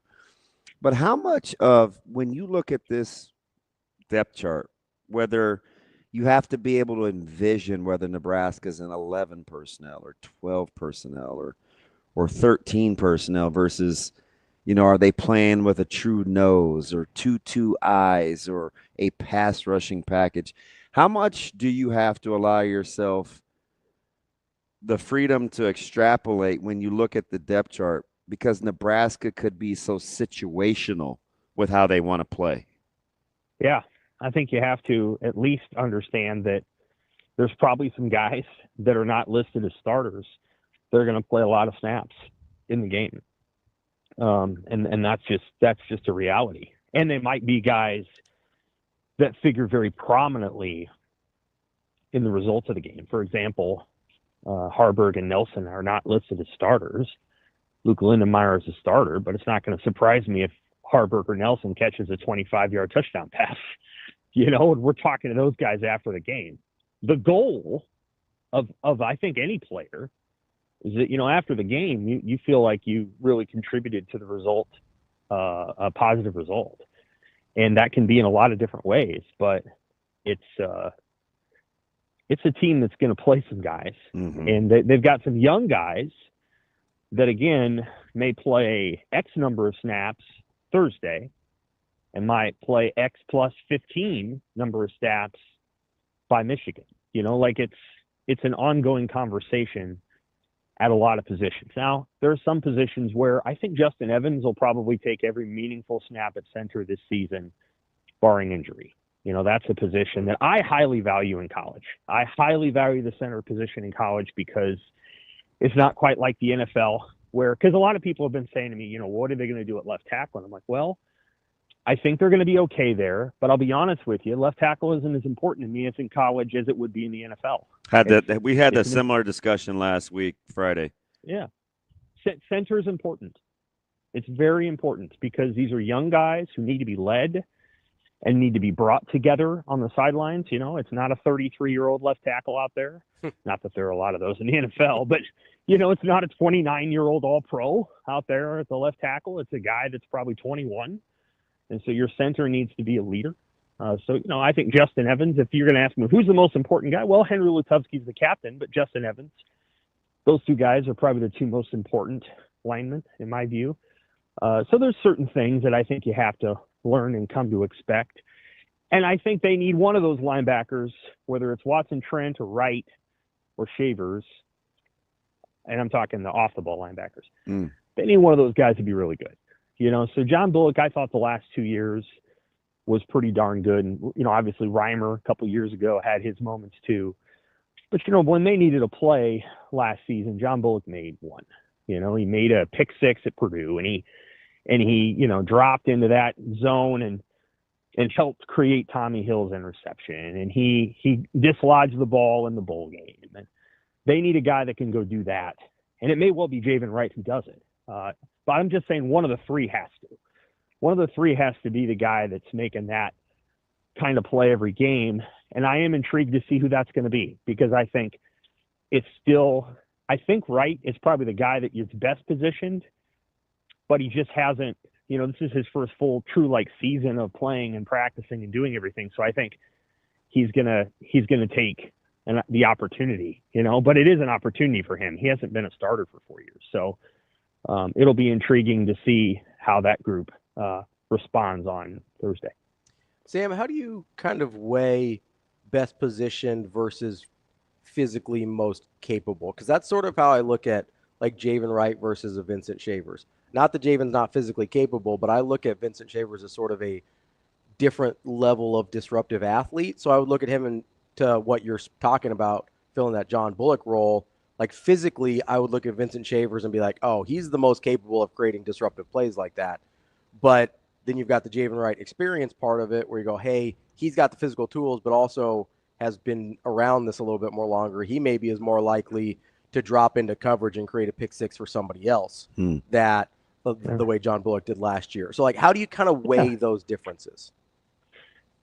Well, I think if you're going forward, moving forward physically, I think Vincent Shavers is a pretty good player. He's going to meet you at the line of scrimmage, and he'll get there with a bad intention. I think as a pass cover guy, there's certain limitations he has because of his height. What is he listed at? I think he's listed at 5'11". And so there was a play during the open practice where he actually covered the guy pretty well. The reality is he just couldn't swipe the ball away because he was 5'11". And Shavers is Harburg listed at 6'1", just for what it's worth. Okay, that's fine. Well, he may that's what be. the roster says. I'm not. Levante David is listed at 6'1" in the NFL. It doesn't matter what their height is; it's how they play. And so, the reality is, I think there's things that Javen can bring to the table. They all know what it is, and he actually is a little bit like Deshaun McCullough was last year for Oklahoma. Javen Wright, he can take some plays away, and you won't know that he did it, because what he does is he deters. He's 6'5", by the way, for the comparison. Yeah, and I think he really is. He's a deterrence effect. And so, he's the guy that's standing there and you can't make the play you like because he's there. And so I think that's something to watch too. We'll see. It's got to kind of see what Cincinnati wants to do and how they want to play and what they hope to accomplish. Now, they've got a couple of receivers that they really like, one of whom played at Lindenwood last year, that are larger guys. They're going to throw it downfield. They might throw it to them on a slant, but they got some guys they want to throw the ball over the top to. And so there may be some plays where the linebackers don't factor, and the corner play is really important. And we'll just have to see what Cincinnati tries to do. Yeah, so there's a couple things here, Sam. I think one of the things people always talk about year 3 and Coach Rule, and we've heard it all off season, right? And while I don't know if his temperament has changed, I do think he's more mature in understanding what this team needs, right? That's just the natural progression of year 3 of being around some of these guys, right? I like the fact that I get the impression that the confidence with him is key because for this team, I don't know if he's as much worried about the physical as much as they haven't been here before, right? They're actually playing with expectations. There's actually real tangible goals that I think that they talk about. There's this belief factor internally that they think that they can accomplish. That has to start and be modeled at the top. For me, I think that's the most fascinating thing about the evolution of where Coach Rule is this year in the offseason and leading up to this season than he has been before in the past. It's not so much for us to glean the information, but I think he's modeling it for his guys because they're going to be in uncharted waters with expectations, in my opinion. Yeah, this season has those attached in part because for perfectly understandable reasons. I mean, when you have a second-year quarterback, you know, there's some expectations attached to it.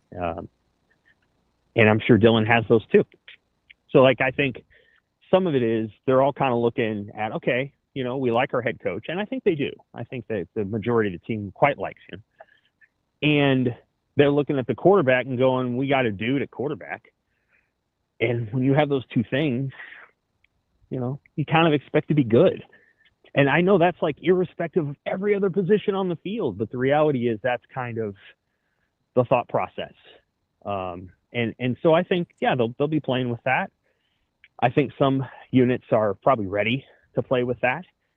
Some units might not be, and we'll learn a little bit about them. And some units probably don't even think that much about it. I don't know that I've ever gotten inside the head of a receiver and like thought through. I think receivers like to play and they like to make plays and they like to do things and that are irrespective of, you know, I'm not trying to say they don't care about the team winning, but you know, a receiver, if you tell a receiver, hey, you guys might lose the game today, but you're going to catch 200 yards worth of passes, the receiver's not going to go, no. And so, like, you know, the receiver's out there to make the plays that you're paying him or put him on scholarship to make. And so I think they actually have guys that can do that. I think that, you know, they had guys that really wanted to do that last year. I think they have guys who can do it better this year. And so that's part of what you're getting at receiver. You're getting playmakers, and I think they have them. So I do think they have to handle expectations. The one area where that's interesting, and sometimes there can be a lot of thought process that goes into a handful of plays, is on special teams. And so, you know, the punters and the kickers, people don't think about it the way that, you know, but those guys trot out there, you know, only a handful of times per game, but they got to be good when they do. Like, it's not, you can't miss an assignment. You know, if you miss a field goal in a game, it might be the only field goal you attempt. So there is a lot of pressure around that. And I think teaching that mindset, which Rule is good at, which I think Eckler is good at, will be helpful. It's going to be a lot of fun to watch this team on Thursday. But then more interesting as the Big Ten season gets going, you know, like how they handle each week and how they talk about the opponents coming up. And Thursday is one of those games you kind of got to get through. There's just no what, you know, like they want to win it. They should win it, in my opinion. But it's like one of those games where you're like, you know that it's not going to go perfectly. You know there's going to be some things that probably go awry. And you just hope that they don't burn you to the point where you lose. And unfortunately, Nebraska's lost some of these games in recent years, these season openers against power conference teams. In some of those games, they weren't very good. In some of those games, they were pretty good, but they just made the crucial mistake, and they've got to try to find a way to not make that. I think we're going to be pleasantly surprised. Good.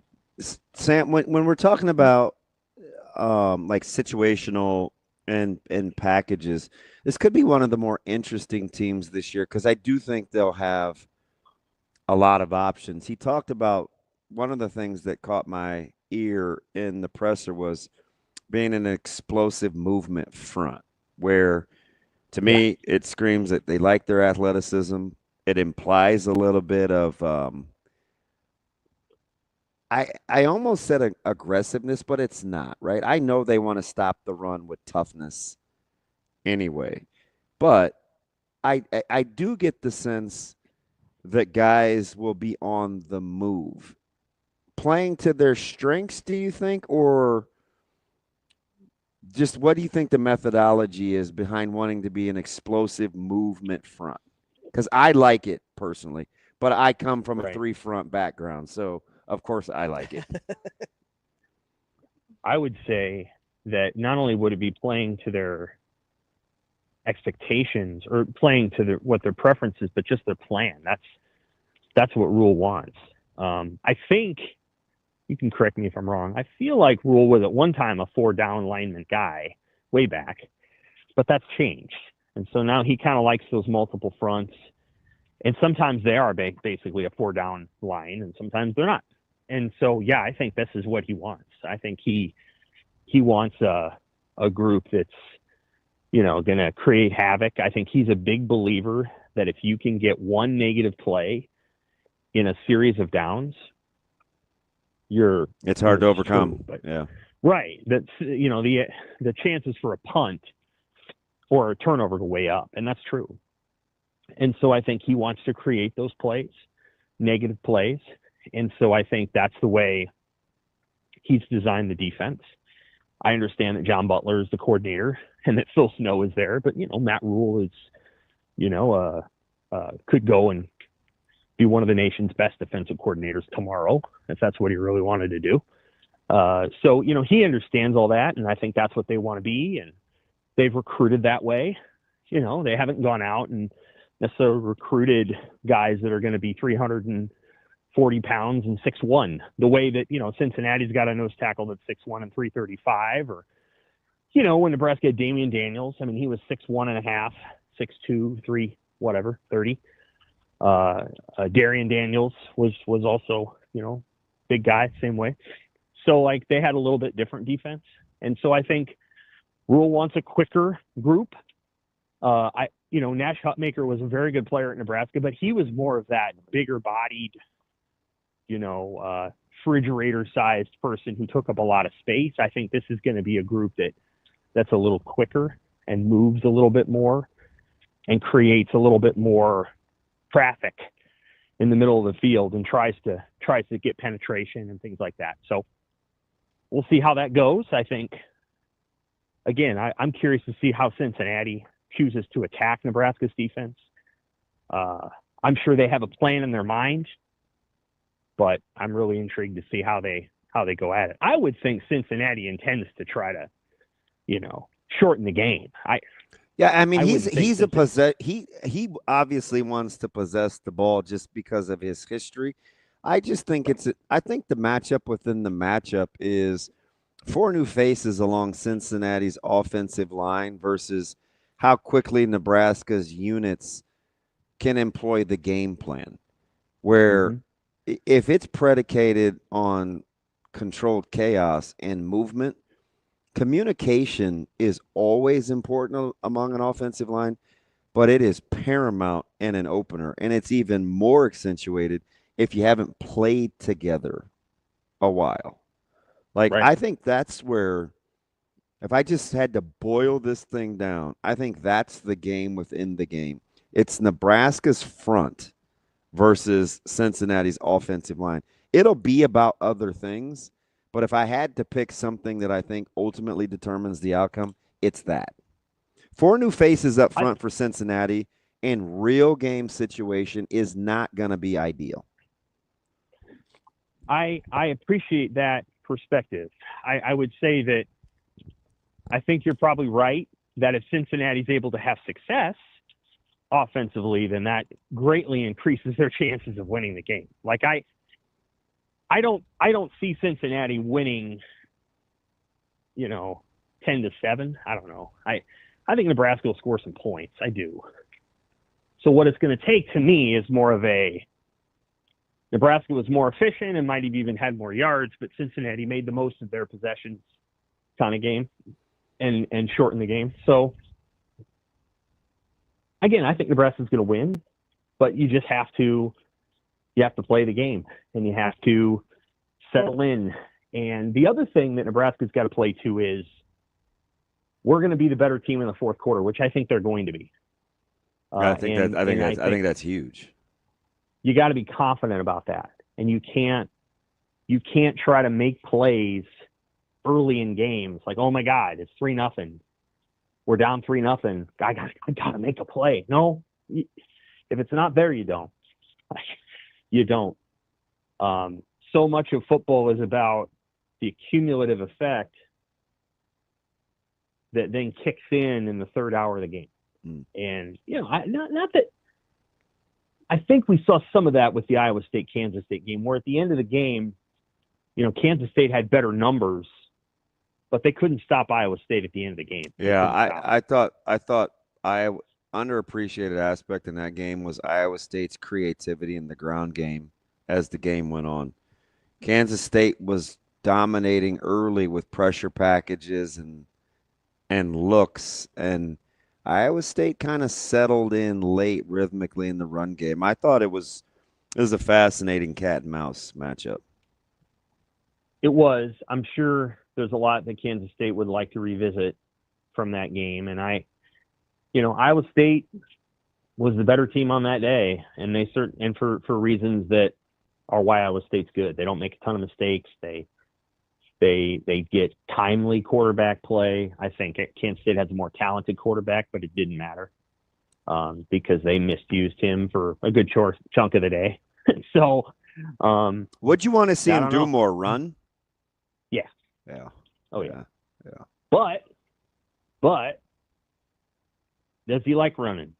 On that fourth down, he kind of turned his back from the play. And I didn't love that. Now, I thought he got the first down, Avery Johnson, on that fourth and whatever it was. Mm-hmm. And I get it.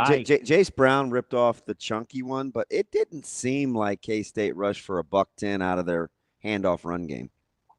No, they didn't. And I don't know. They're their own team, and Nebraska's probably not going to play them unless they play them in the the Phoenix Bowl, whatever it's called now, the Guaranteed Rate Bowl. So these two teams are not going to cross paths, but I'll be intrigued, for example, when Scott Frost goes up there in 3 weeks or 4 weeks or whatever it is, whether Kansas State has figured some of those issues out. Because I'll say this much, Scott Frost teams are going to score. He's going to go back to being who he was down there. They're going to try to outscore everybody. So, I'll be intrigued to see if Kansas State has figured out its issues by the time that he comes up to Manhattan. Sam, we'll get you out of here on this. We talk about winning games in the fourth quarter, and obviously my mind goes to depth when you talk about that. Kind of leads me back to talking about the depth chart earlier in this conversation. As you look back over the last, call it 5 or 10 years, as we've sort of tried to figure out depth charts going into the season, do you think this particular team has more, less, or about the same number of positions that you feel like backups could be starters on? Good question. I think that there's probably quite a few of those on. Again, could Cortez Mills start in lieu of Isaiah Hunter? Yeah. Or could Janiron Bonner actually start the game against Cincinnati? So technically he's the starter and Ja'Cory Barney's not. Yeah. Yes. But if you're just talking like sheer depth, I think the defense will eventually have that by the end of the year. I think they feel pretty good about 5 or 6 receivers. I think that they could roll a couple of different tight ends out there. But defensively is where I think you're going to see the most growth, both in the secondary. I think the linebackers are going to remain pretty static if those guys stay healthy. We'll see. And then on the defensive line, I think you're going to see some guys emerge as the season goes on. And, there's going to be a play against Michigan State. And again, it's who we talk to after the game.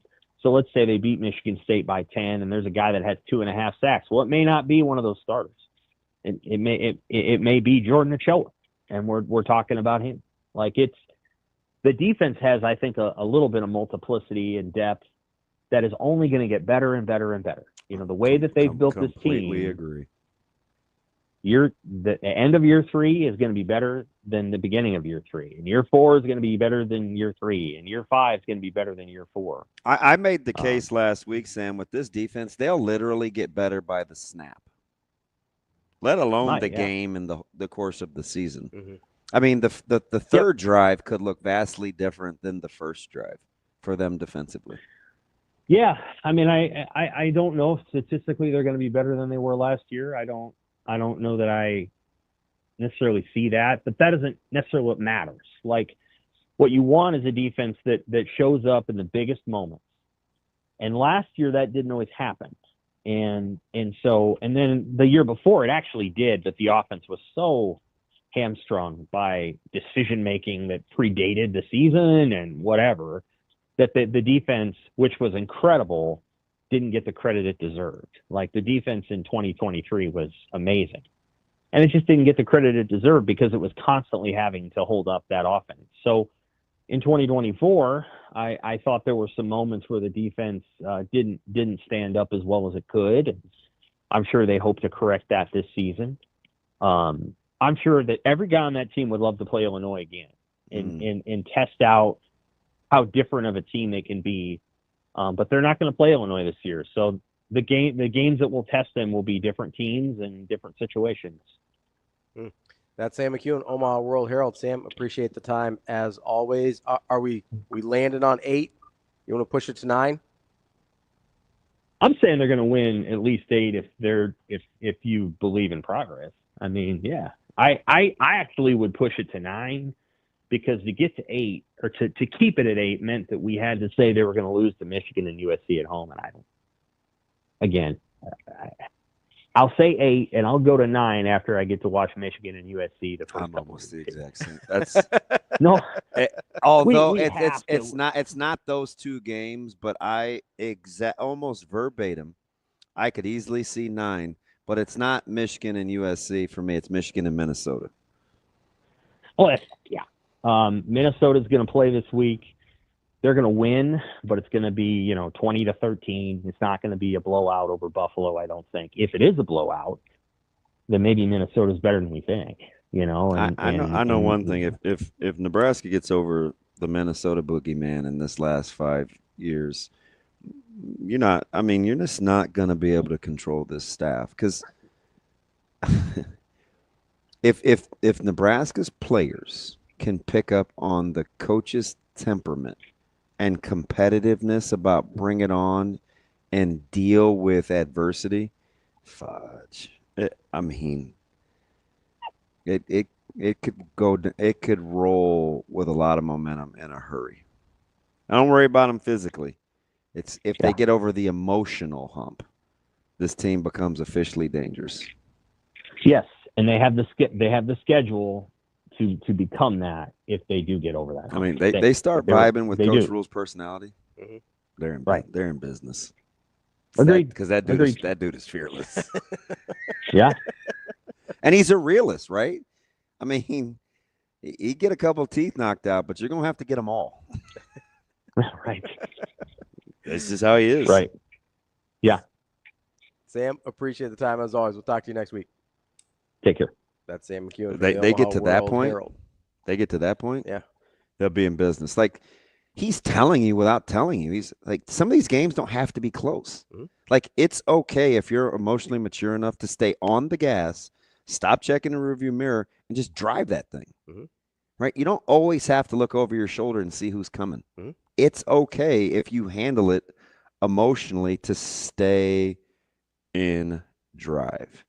If they figure that part out, I mean, we have these questions as fans and in media of, well, I don't know, can they? Players have to get to the point where they think we will. Mm-hmm. We will. Hey, 4 new faces up front for Cincinnati. You should dominate. They got to deal with us. You should eat them. And I'm not saying 4 new faces means bad. I'm saying haven't played together. Like, this is our unit. Mm-hmm. This is what we do. We're really good with these packages. This is what we're comfortable with. We have to make that a strength. It doesn't have to be, well, a lot of us haven't. I mean, we're kind of inexperienced, and we're wondering about it. Like, that's not how players think. It's not how they should Not think. how they should think. Some do. Right? So. And I would argue over the past several years in Nebraska, a lot of have. I say this all the time. Misery's optional, and so is fear. Yeah. Do with it what you will. I'm just saying. They start taking on Coach Rule's personality. Look at that. How many fingers are up right there? That's 10. 10. 10. Not 10. 10? 10. 10? 10. Coming up next, let's do a little film study with old DB. Awesome. Get our RPO game right. That's DB. I'm Ravi, Lulla. It's Hurrdat Sports Live.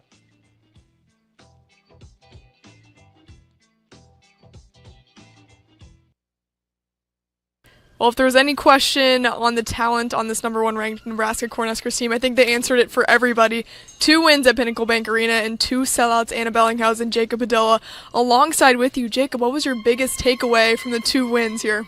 Well, this team is very good, and they have a lot of players, and we got to see a lot of them. I mean, from first match, second, the improvement up and down the board. They just completely dominated Stanford today.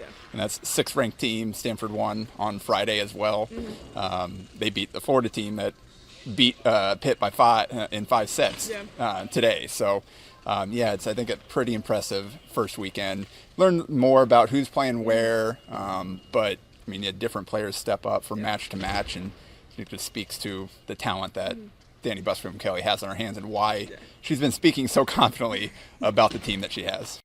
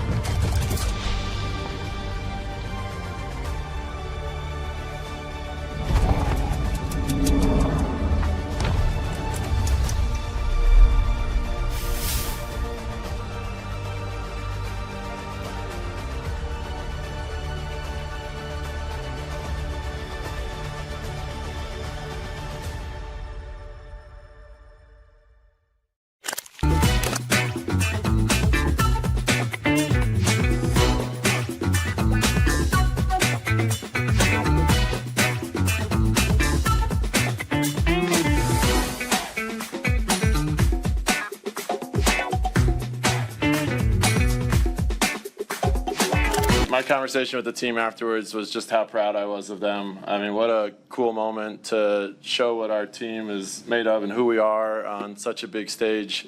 I had to pull my phone out to figure out what the date was today and just remind them, like, it's August 23rd, and to be playing like this well and this fun and this free at this moment against the returning national champ, number 2 team in the country. Like, what I told them was, if that's the number 2 team in the country, like, how good are we? And that's my big thing to them. It's just like them taking away from this that we're a really good volleyball team. I love the joy that they played with all day. I told them that if 15,000 people in here and all the people that watched on TV, I hope their takeaways were like, man, I want to root for this team because they just play so fun and so loose, and I just loved being on the sideline with them today, and excited to go to battle with them all year.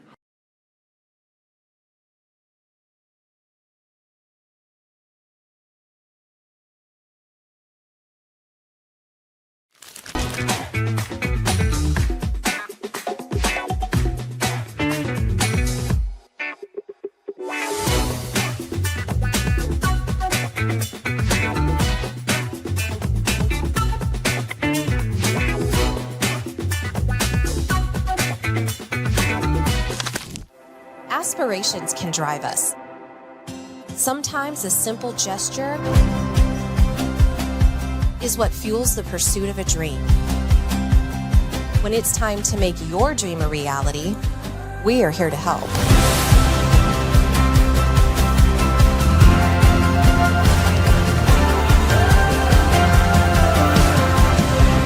Federal Credit Union. We are where you are.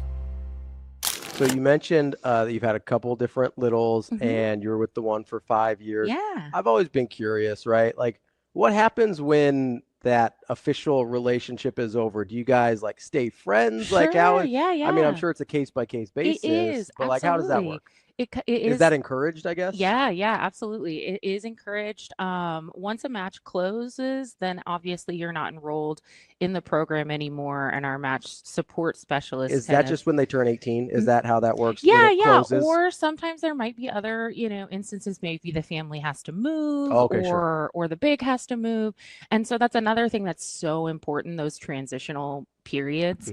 That's why we have the match support team that can kind of guide through that to make sure that both parties feel good about, the match coming to an end. But honestly, most of the time it is not even an end. It's just kind of like, oh, we are, maybe in a situation where Little is going to college, Little's family is moving, or maybe the big and the big's family is moving. So we can all come together and kind of talk about that, discuss that, and look at ways to stay in communication going forward. So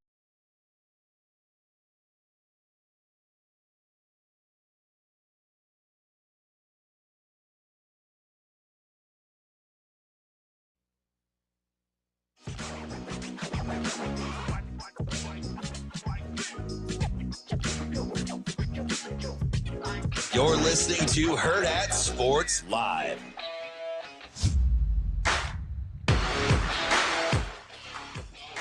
Welcome back, Hurrdat Sports Live. That's DB. I'm Ravi Lulla here at Hurrdat Sports Bar and Grill, reminding you if you've got anything you need for auto body repair, Dingman's is the place to go. Go check them out, dingmans.com, and you'll find a business that's locally and family-owned and operated with deep roots in the community right here in Omaha. They live here, raise their families here, and work here just like you.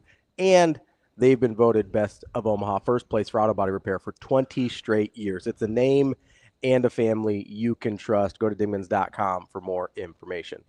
DB, let's get a little film breakdown today. Sure. You want to do a little film breakdown? Hey, you think we should do some film breakdown? I don't know. We can do whatever you want to do there, superstar. Let's bring up the Fedoni play first there, fellas. Fedoni, the guy that's been a lot of the old scuttlebutt here. A lot of scuttlebutt about Fedoni. Some ramblings on the internet about how so underutilized or misutilized at Nebraska. Glad he finally got a chance to, bet on himself and go to the NFL. And even though 90% of the fan base thought if they throw, I think I literally tweeted out at some point. You said this to me and I snapped. Yeah, you did. You got mad at me. I go, I think I've seen enough of the Fedoni. The Fedoni little flip outs. And I snapped. Yeah, you got mad at me. But I'm an unabashed, unapologetic Thomas Fedoni fan. And listen, as I watched through this, I felt a lot of Robin Williams in my soul. Thomas, it's not your fault. It's not your fault. Okay. Yeah, this is fun. I had a lot of goodwill hunting. So I'm kind of seeing this for not the first time, but I'm gonna break this down on the fly for the first. So this is an RPO with Dylan and against UCLA here. Obviously, you can see that. Let's go ahead and run it through first. Hang on. Let me show you something. Okay. Here. So you want to use terminology. So top of the screen, bottom of the numbers is what we'd call a boundary corner. Okay. Boundary corners. Again, that's a number one wide receiver. You just count from the sidelines over. Okay. Right.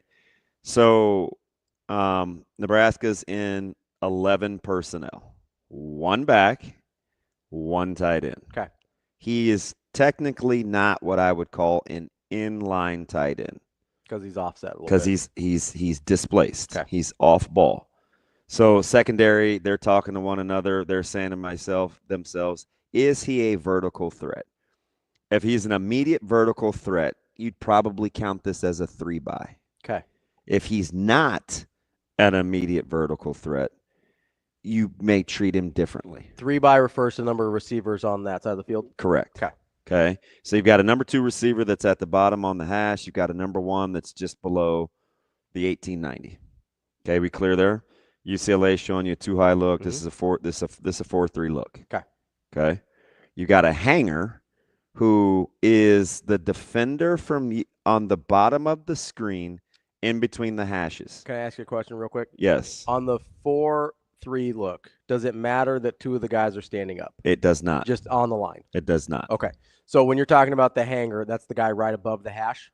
That is the guy that is on the right shoulder of Fedoni, about 2 yards wide. I think he's wearing 7 or 3. Yep. Okay. He's what we call a hang defender. Now, he's sort of between Fedoni and Nair. Yeah, he's got to fit in the run game. He's the guy that you're reading to make a choice. Yeah. Okay.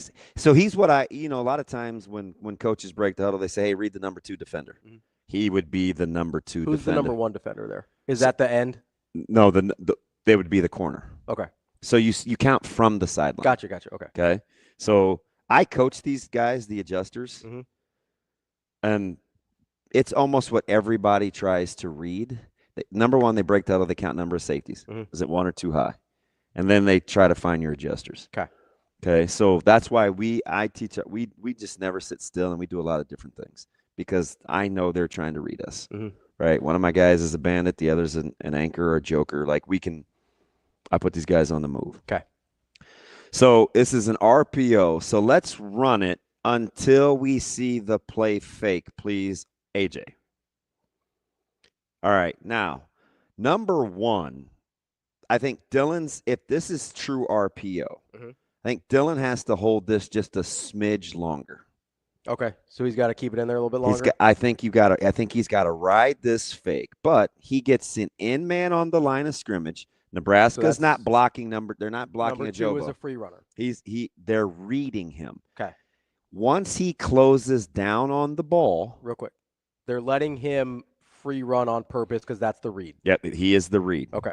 So that's not a miss. That's the play. They are reading in man on the line of scrimmage. Right tackle is showing you run, and you're getting a run read if you're UCLA. You are getting a run read. Okay. All low hats getting a run read. You see run action. They're squeezing. So he squeezes.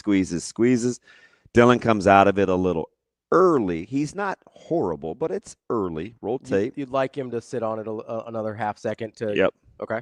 Because what it does is, rewind please, AJ.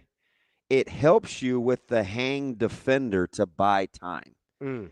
Because watch how quickly the hanging defender reads this thing and how difficult it makes it on the number 2 receiver.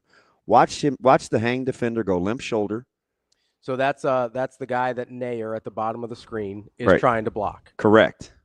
Now, what would help is he sees it right away. Nair takes a bad angle. Pause there. Right. So that's where you see the shoulder dip. Okay, so pause it, AJ. So the hanger gives the limp shoulder. He knows he's got help. He's a box defender. He's got help to the inside. I mean, he's a box defender, too. He wants to keep everything inside of him. He's trying to get box Fedoni back to the inside of the field. Correct. Okay. So Nair needs to take a little flatter angle. The ball right now is out on time. What Fedoni's got to be thinking is, I'm counting on my number 2 to win. So Nair to win that block. To win. So he's getting to the outside. They're coming inside out. Correct. Yeah. So because the guy so leave it there for a second, AJ. So the guy that Fedoni's trying to beat to the outside is the free runner that's just inside of Nair, right? Correct. If he can beat him to the corner, he thinks he's got a good play. 100%. Because it becomes a foot race between your inside linebacker. And he's got a better angle to the sideline than the inside linebacker. Correct. Okay. Now, they don't win on the outside. Roll tape. Pause. They got whipped on both. Both the number 1s and the number 2s got whipped. Yeah, Lloyd and Nair both got beat on their block. Now, you can see conceptually, if both perimeter blocks happen. That's a good play. It's a huge play. Because he splits. Basically, tell me if I'm wrong here. Ideally, Fedoni would like to cut it up basically between the receivers. Correct. Right? Correct. You want Nair to occupy. Yeah. And you want Lloyd to seal. And it's a foot race between an inside linebacker and your tight end. Fedoni's proven he's a pretty good athlete. Well, he's better than pretty good. He's out of the combine, really good athlete. When he's getting open in the NFL. right? So back this all the way up, AJ, all the way to the beginning. Why do we call this RPO? RPO is short for run pass option. Mm-hmm. Now, the run option is the pass option is always built in. You're reading the end man on the line of scrimmage. So let's say, because this obviously ends up being a pass. Let's say if the end man, number 2, follows Fedoni out, then you hand. If he widens or hesitates At all. Yes. Then you hand. It is a give. Okay. But he squeezes immediately. Let it roll here, AJ. Squeeze. Right now, that ball's coming out. If I had I'd highlight the inside linebacker that's on the hash. Mm-hmm.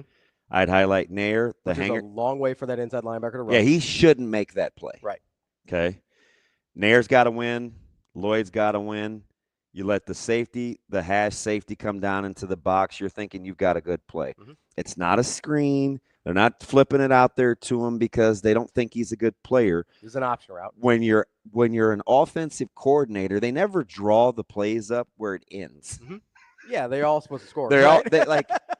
You have him and you have him. That's why we always laugh at OCs, right? Because it's always typically best case scenario. Yeah. Okay. You don't win on the perimeter. Let it roll, AJ. And all of a sudden, we're mad at Fedoni, and the crowd's booing, and it's not his fault, right? You understand what I'm telling you? Like, the concept of the play is really, really sound. Yes. I mean, you can see that, right? So you've got the end who collapses immediately. Yep. So you don't know want to hand the ball off because that's a 2-yard loss. Correct. Right? So Dylan makes the right decision. Correct. It's the right play call for the front. Correct. And you get the ball out on time, and really all you have to do is have your receivers correctly make the blocks. Yeah. And you've got probably a first down. Fair? Correct. I mean, I think I don't see what the down and distance is on this one, but like that's a 10. It's first and 10. You got to be thinking 6-7 yard gain on first down minimum. Which you feel pretty good about if either of those guys are if both guys lay in the blocks, he maybe hits his head on the goal post, right?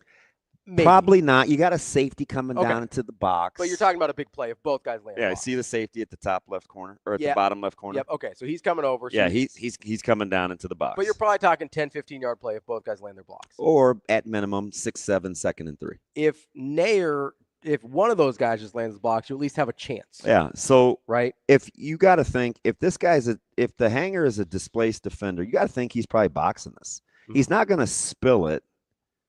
Probably because that's a long way for that safety to run. But I don't know their concepts. Right. So technically between if you look at the corner at the bottom of the screen, mm-hmm. the hanger defender and the safety that's on the hash, you see how they kind of form that triangle? Yeah. Between the three, they've decided that this safety is either going to be an alley runner mm-hmm. where he fits between the corner and the displaced defender, or a crease guy where the hanger sets the edge and the safety fits inside. What we would tell this safety, mm-hmm. make the hanger defender right, hanger defender declare early. Okay. So there's Make him make his choice early. Yep. You fight pressure with pressure. So if you're getting leverage out here mm-hmm. on your outside shoulder, fight that way. So what did Nair do wrong here? First of all, roll it about a full second here, AJ. A little more. He's too flat right now. He's got to understand leverage. If I'm Nair, mm-hmm. I always say leverage the ball, not the block. Okay. So if I'm Nair, do I think the ball is going to come inside of me or outside of me? So where you think that where do you think Nair going to run? Yeah. So you want him to be wider than he is so that he can come attack the angle of the hanger. Correct. Okay. Leverage the ball. If the ball's going to get outside of me, mm-hmm. I need to be in a place where I can't get beat to where the outside. You can keep the defender from getting outside of you. Correct. Okay. Makes sense? Yes. All right. So let it roll, AJ. Whiff on the outside. Wow, barely a fingertip. That's a stone cold whiff. Yeah. Okay. So you got inside, outside pressure. You got a safety smoking down the hash. Corner wins 2. He's the force. Bad play. AJ, fast forward to USC. Yeah, let's go to the Bonner one. With Bonner. Let me show you the offensive evolution. So what personnel is at the bottom of the screen? to the boundary is who? Is that Nair? Newsflash, he's going to end up getting the ball. Oh, Bonner. It's Bonner. Okay. So they break the huddle. When they enter the huddle, what personnel grouping do you think that is? So when they enter the huddle, I probably think with Bonner, they're 11. 11. Yeah, I'm imagining Bonner's going to line up closer to the inside. They're showing you 10 though, right? Yeah. Okay. So one back, no tight ends. Yep. Now what's Coach Holgorsen thinking? He's thinking, all right, I didn't put Fedoni on the move, but we still were in a 3-by. Yep. It was Fedoni, it was Nair, and it was Lloyd. Yep. Still in a 3-by. This is a different way to get to a 3-by. So what's he do? Roll clip here, AJ, for 2 full seconds. One more. Pause. In theory, this is a 3-by. Yes, because now you've got Bonner moving in motion to the top of the screen with the other 2 receivers. They just did it with motion. Right. Now, the concept is still the same. So now we've got our RPO going to the left with Bonner and Emmett. Correct. Okay. Now, look at Dylan's eyes. He is reading that end again. Stand-up defensive end. He's reading the end. Who does the exact same thing that number 2 for UCLA did, where it collapses immediately. He pauses. He's reading. Now, let it go for a full second here, AJ. Pause. So right now, what you want to do is, again, ball's out on time.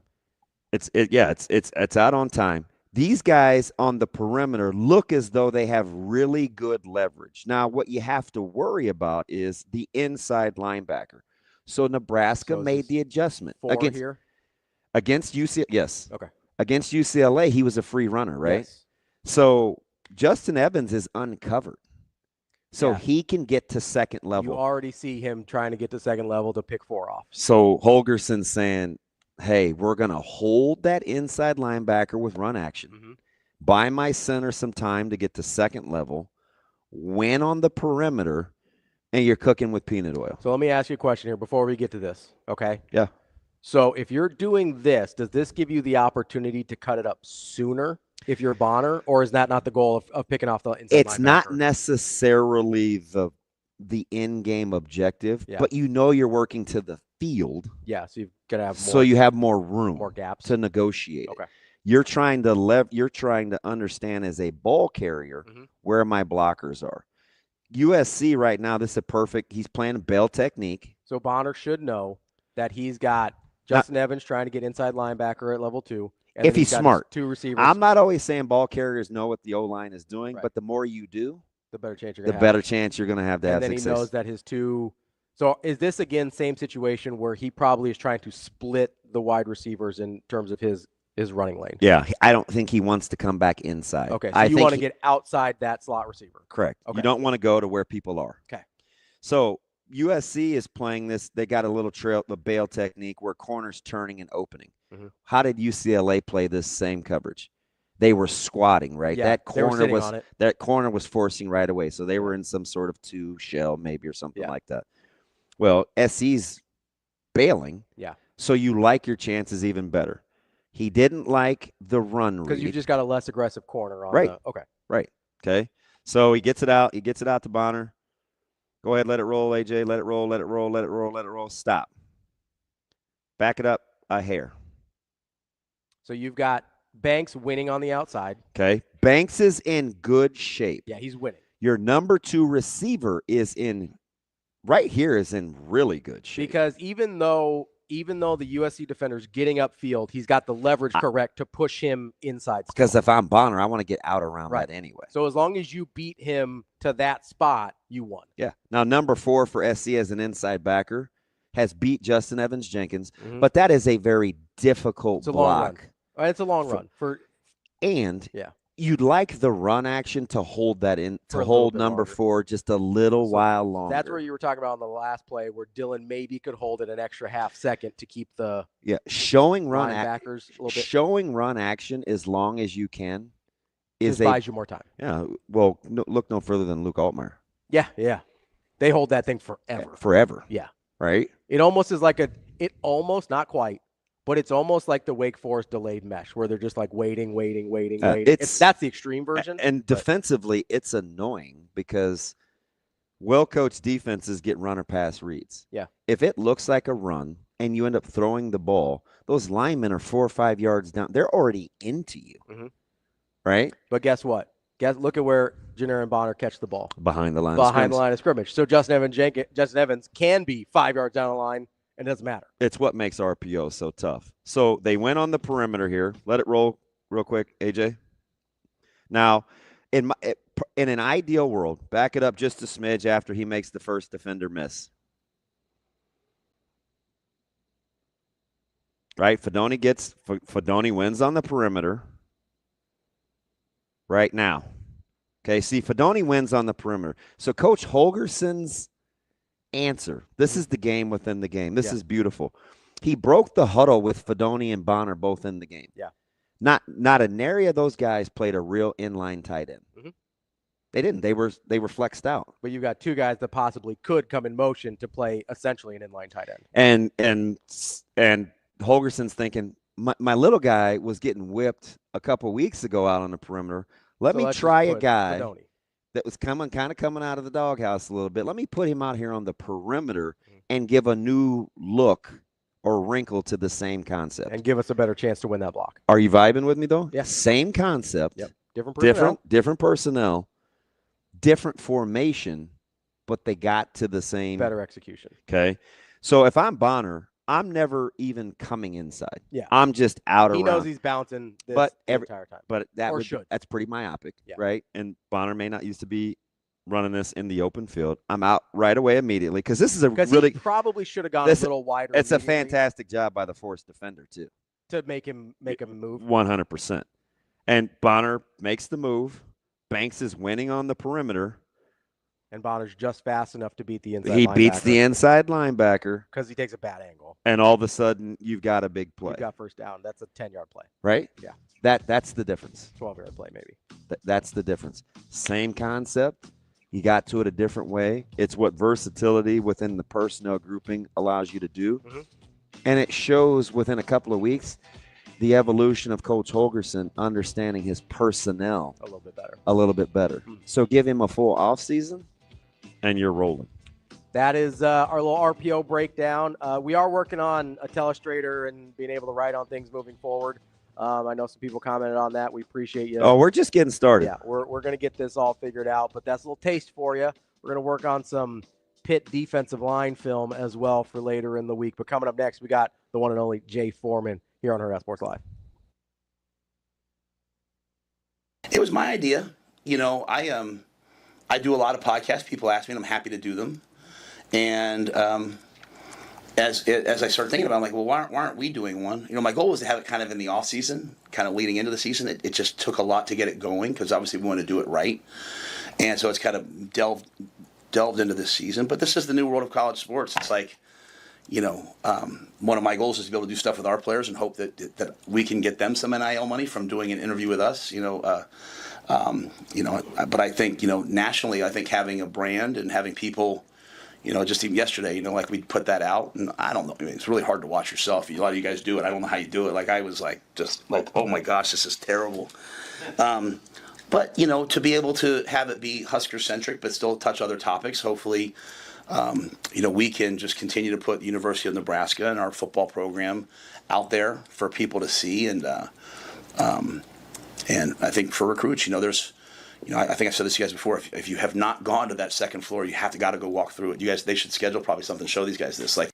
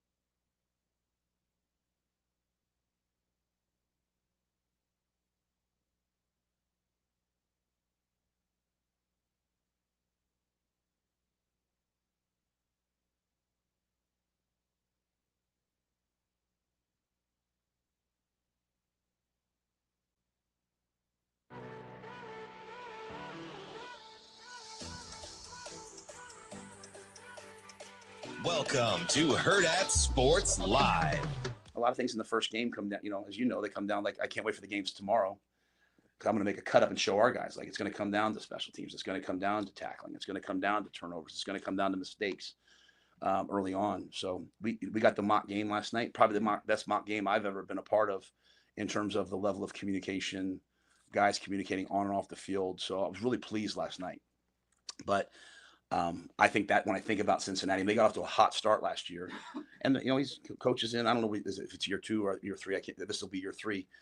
Same place we were, right? You get off to a hot start and then you have some tough losses.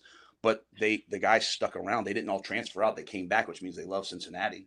They love Coach Satterfield. And they're going to be a formidable opponent. They're the Big 12 is an excellent conference. And so we'll have our work cut out for us. Welcome back. Hurrdat Sports Live, presented by Centris Federal Credit Union. That's DBM Ravi, Lulla here at Hurrdat Sports Bar and Grill. We've got the one and only Jay Foreman, former Husker, joining us now. Jay, how are you this morning? I'm doing all right, man. How you guys doing? I'm good. You on the move this morning? You probably heading towards the facility, right? I thought I was going to get to see your bright shining face, man, and the new lock. So you're on the move? No, I'm on the move, but not down to the facility. But yeah, it's I didn't know when practice was last night, so it's a little bit of miscommunication, but it's all good. Hey, but so it was all good. I probably wasn't in the right mind frame, if you know what I mean, to go to practice. Hey, I hear you. I hear you. So you want to take that out on cousin Rico for dubbing you Frederick Douglass, or you're embracing that role well? I thought you looked fantastic in Vegas. Man, it's all good. I understand it. I get it. Hate comes in all forms. And it's a little bit of, I always tell Rico he's vertically challenged, but he's still my brother, and I still love him to death. Well, he finally cut his hair too, so he looks like a new man. I know he tried to do Patrick Mahomes. I know what he was doing. I've been keeping an eye on Rico. He knows it. So how you been, man? Like I thought that. I know players, we're different, and you're a lot more experienced now because you've been there and done that. But what do you think those guys feel, probably knowing it's not the first time they knew where they were going to belong, but the public will see the depth chart? How do you think those guys process that from a maturity standpoint? Yeah, I think honestly, I think these day and age, we all were like, I shouldn't even say day and age, so let me just dial that back. Everybody wants that validation that you want to show, number one, to prove, validate yourself that the work that you put in, that you earn a spot. And so, everybody's where they're at right now, but then also I know that, it's one of those things you got to continue to prove yourself that you not only earned it, but then deserve that spot. And so it's just kind of like that instant gratification. You kind of know where you're at the starting point. Obviously some guys are, pretty locked in just based on what they've done in the past and what they've done in the present, which is, through camp. But, it's the one thing I will say is you got to go earn it, man. And you got to go play. And now I would say the silly time's over once spring ball's over, like all the, cupcakes and ice cream is over. Now you're playing for a tangible outcome, and that's obviously in the scoreboard. And so as exciting as it was to see it, and you kind of get into practice where, there's probably some scout team stuff going on, and you kind of get the pecking order of, you remember, Damon, like, all right, so-and-so gets this many reps and this, so you can kind of forecast how the game goes. But you can't let your guard down, because the plays that Damon gets, if we were in the running back room, Jay Foreman might get, or as far as the looks defensively. So now it comes down to intention when you're practicing, right? And it's a hard thing to do. We went through it, right, Damon? It's just like, you're excited to see where you're at. You're going to get in the game. And then that's, and you got to make sure you pivot hard, away from that. Because now you're going to fight a team that's potentially going to bite back. I think the first game is always the hardest, and it's probably a better opponent than normally you would play. And obviously Nebraska, played at Minnesota, so I'd probably, obviously apples to apples, Minnesota's probably a harder team to play. But in this pivotal year, potentially, or in theory, Cincinnati's a team that, presents some danger. And so you got to make sure you got to expect you're going to play the best version of Cincinnati come Thursday night. Jay, as as we kind of see the depth chart and the way things have worked out and whatever we've been able to see of practice as well, is there a position group that you look at that you're excited to see on Thursday, either just because you like the guys in there or maybe you're not sure what you're going to see? Well, I think, I'm probably excited to see what the offensive line is doing. Obviously, I think Elijah, being, I guess a co-starter, but obviously number 3, I guess potentially where he's at. And then obviously you see some emergence of, Gunnar Gatula. I want to see the improvement, in continuity, what they have, what they can present out there, both, game 1 and game 12. But I think the 2 position groups I'm excited to see, because I think it's sneaky depth, is the linebacker room, where it all shakes out. And I'm big in, role definition, and then in the running back / tight end room. Role definition, well, of those 3 groups or 2 groups, I combine the running backs and the tight ends, because it's like you know who the starters are, but then the other guys are there, but they kind of work in conjunction together. Yep. Is going to really tell the tale of, a big part of the season. Role definition to me is obviously you know who the lead dogs are, right? Emmett Johnson and Lyndon Meyer. But then where does, Carter Nelson fit in? Where does Harburg fit in? Where potentially does Bonner? He's kind of the Swiss Army knife. Where does he fit in? Then linebacker room, it's like, okay, you heard about Bauer. Okay, you got Javen Wright. You got the law firm, I call him. Watson Trent. You got Shavers. Yep, and then I call him law firm. Anyway, you got a hyphenated name, you law firm. Hey, so I'm still rocking with hyphenated last name. I'm gonna have to apologize to him, but he acts like he's older than me, so I'm sure he understands. Like my dude has got some maturation on him. Yeah, he does, and he's battle tested, and so I think it's going to be interesting to see how they all kind of come together in the continuity there, because I think there's going to be a lot of guys they're going to get the chance to eat. And that group along with those groups I've mentioned, is going to be a continuation of raising the bar every day and every week. So I'm excited to see how they do. They got some sneaky matchups there. The linebackers, you got to deal with that tight end and the quarterback. So that's really where you can control the game from there. Feel good about, say, the back half and the nickels and all that, the kind of, unique names that they come up with. You can handle your business, right? Now, what you do with the linebacker, room, or how they play in nullifying the quarterback, the tight end, and, how they, can eliminate that short area passing game, which what I mean by that is, sure, they can run mesh, they can run crossing routes, but how well do we tackle, communicate, and limit the yards after catch? That's going to be huge. And then on the flip side, we got to do the same thing to them. You got big men in the middle. They got decent, safeties up the middle. You got Antoine Peak Jr., he's a thumper. Yeah, he brings some drama, doesn't he? Oh yeah, I play with his dad. Matter of fact, I changed his diapers. You know what I'm saying? I know him real well, and I know exactly how he's built. He will come. He's coming to rock. So if you come up there with your weapon on safety, you will get pistol whipped. I'm just telling you right now. He is not playing games. So if you can kind of get Cincinnati with their backs against the wall, I think it should. I wouldn't say it's going to be an easy game, but it's going to be a relatively kind of, open book story that you can, write your own ending to. Let me ask you something, because I want to get into scheme here in a second. But, dad to dad here, I told you, listen, you're going to end up being right. You said you don't know much, but you do know football. Apparently, you know my son better than I do. But not just him, but the young guys in general. And Khan's not a young guy, but he's close, right?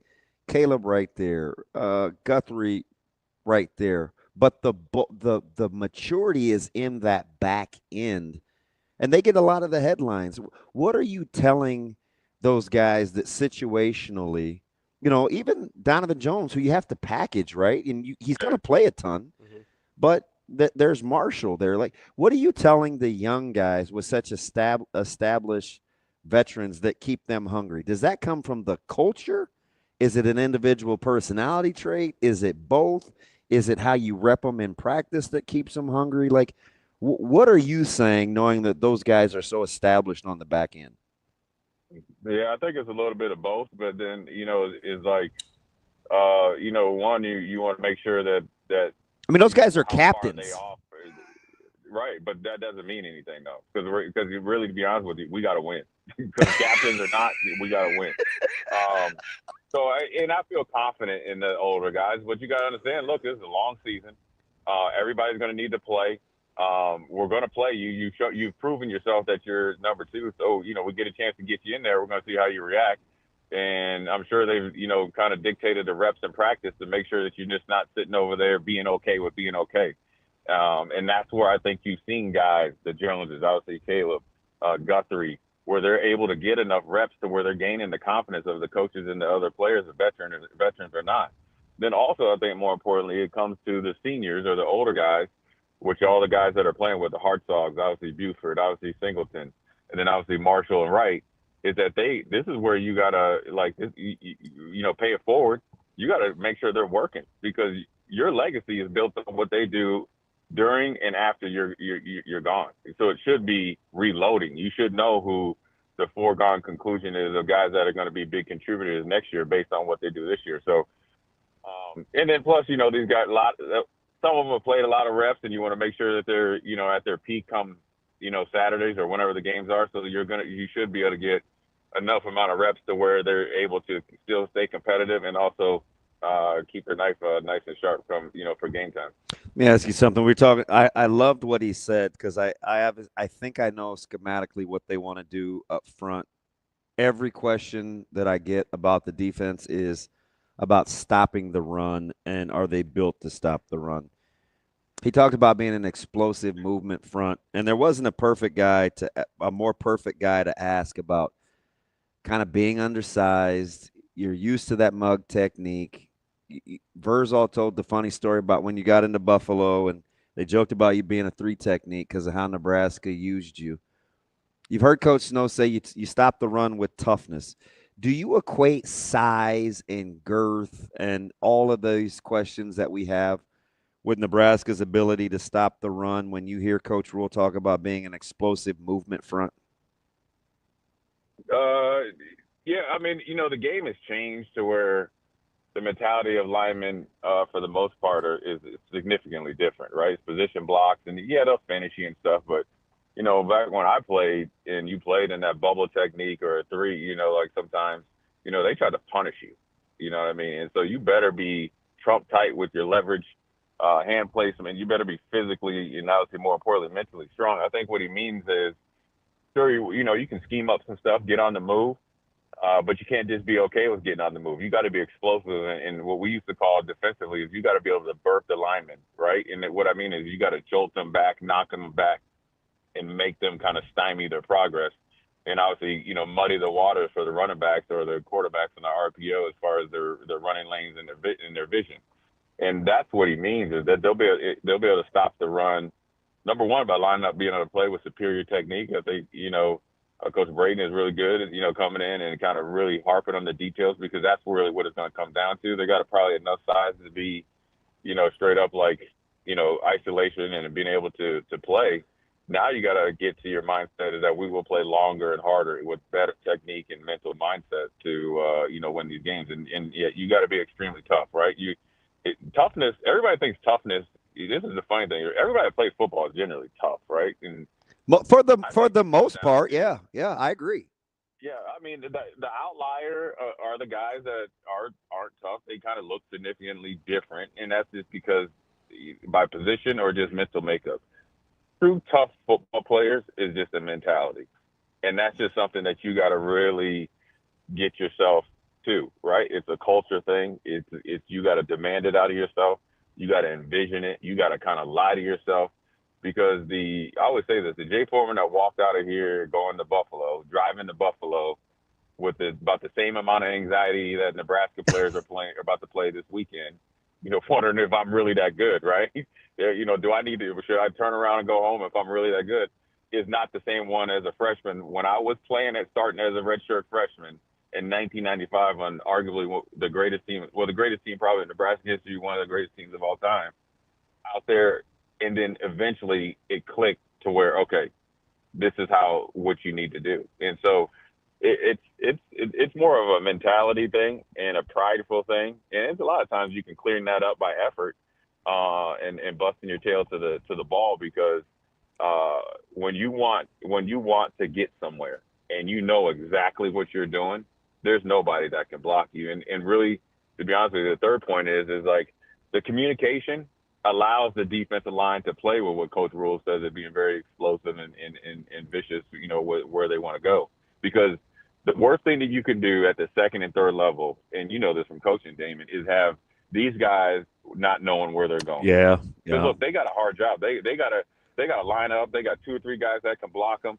My job was to allow Jason Peter and Christian and Holgorsen and Grant and all those guys and Mike Rucker and let them go do their thing, and I could, then I find my way and get in where I fit in. And that's where you really will take the turn.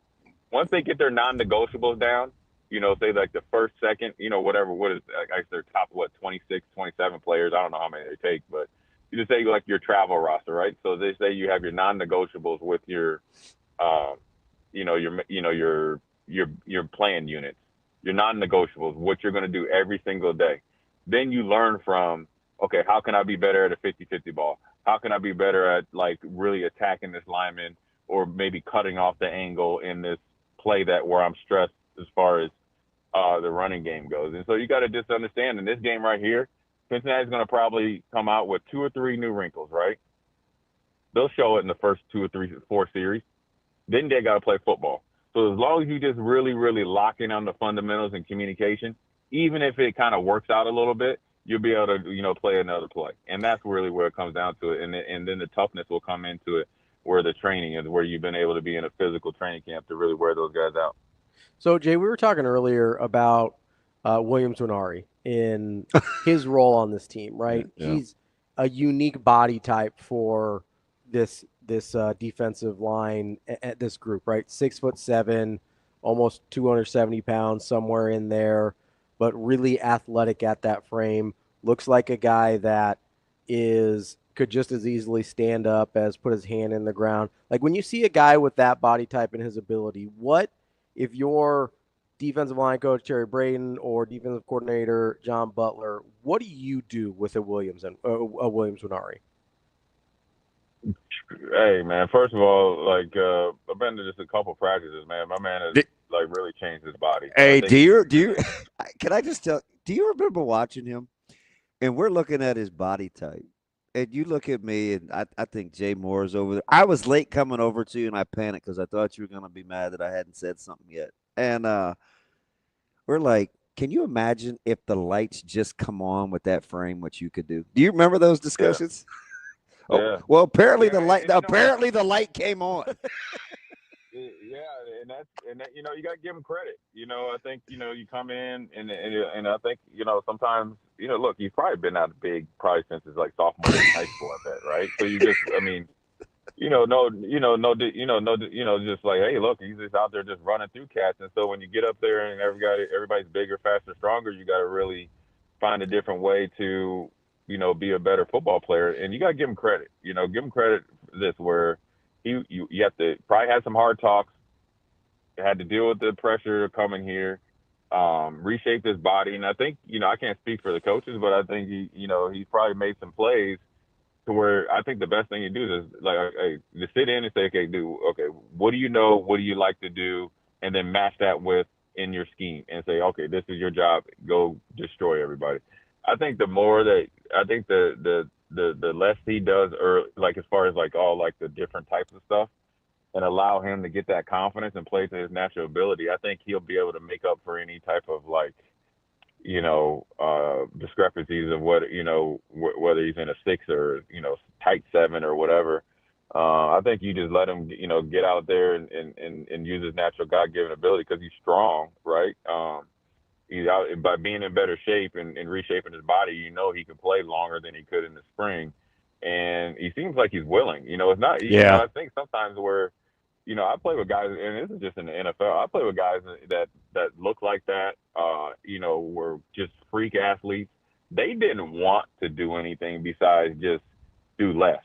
He's a kid I think that really wants to. He just got to get his technique together, and then the rest is going to be history. He seems like a quiet guy too. So he kind of comes across as a little aloof too. Sometimes those guys are hard to read. Yeah, but I I like that, man. I like. But actually, me too, especially in the D linemen, because they come across as kind of nutty. Yeah, and that's fine. But you know what? He just got here in the spring, right? That's probably January. So February, he's still trying to get his feet wet and learn, the team and the players in the room and trying to establish himself. I respect that. If number one, if he's an introvert, I just need you to be an extrovert.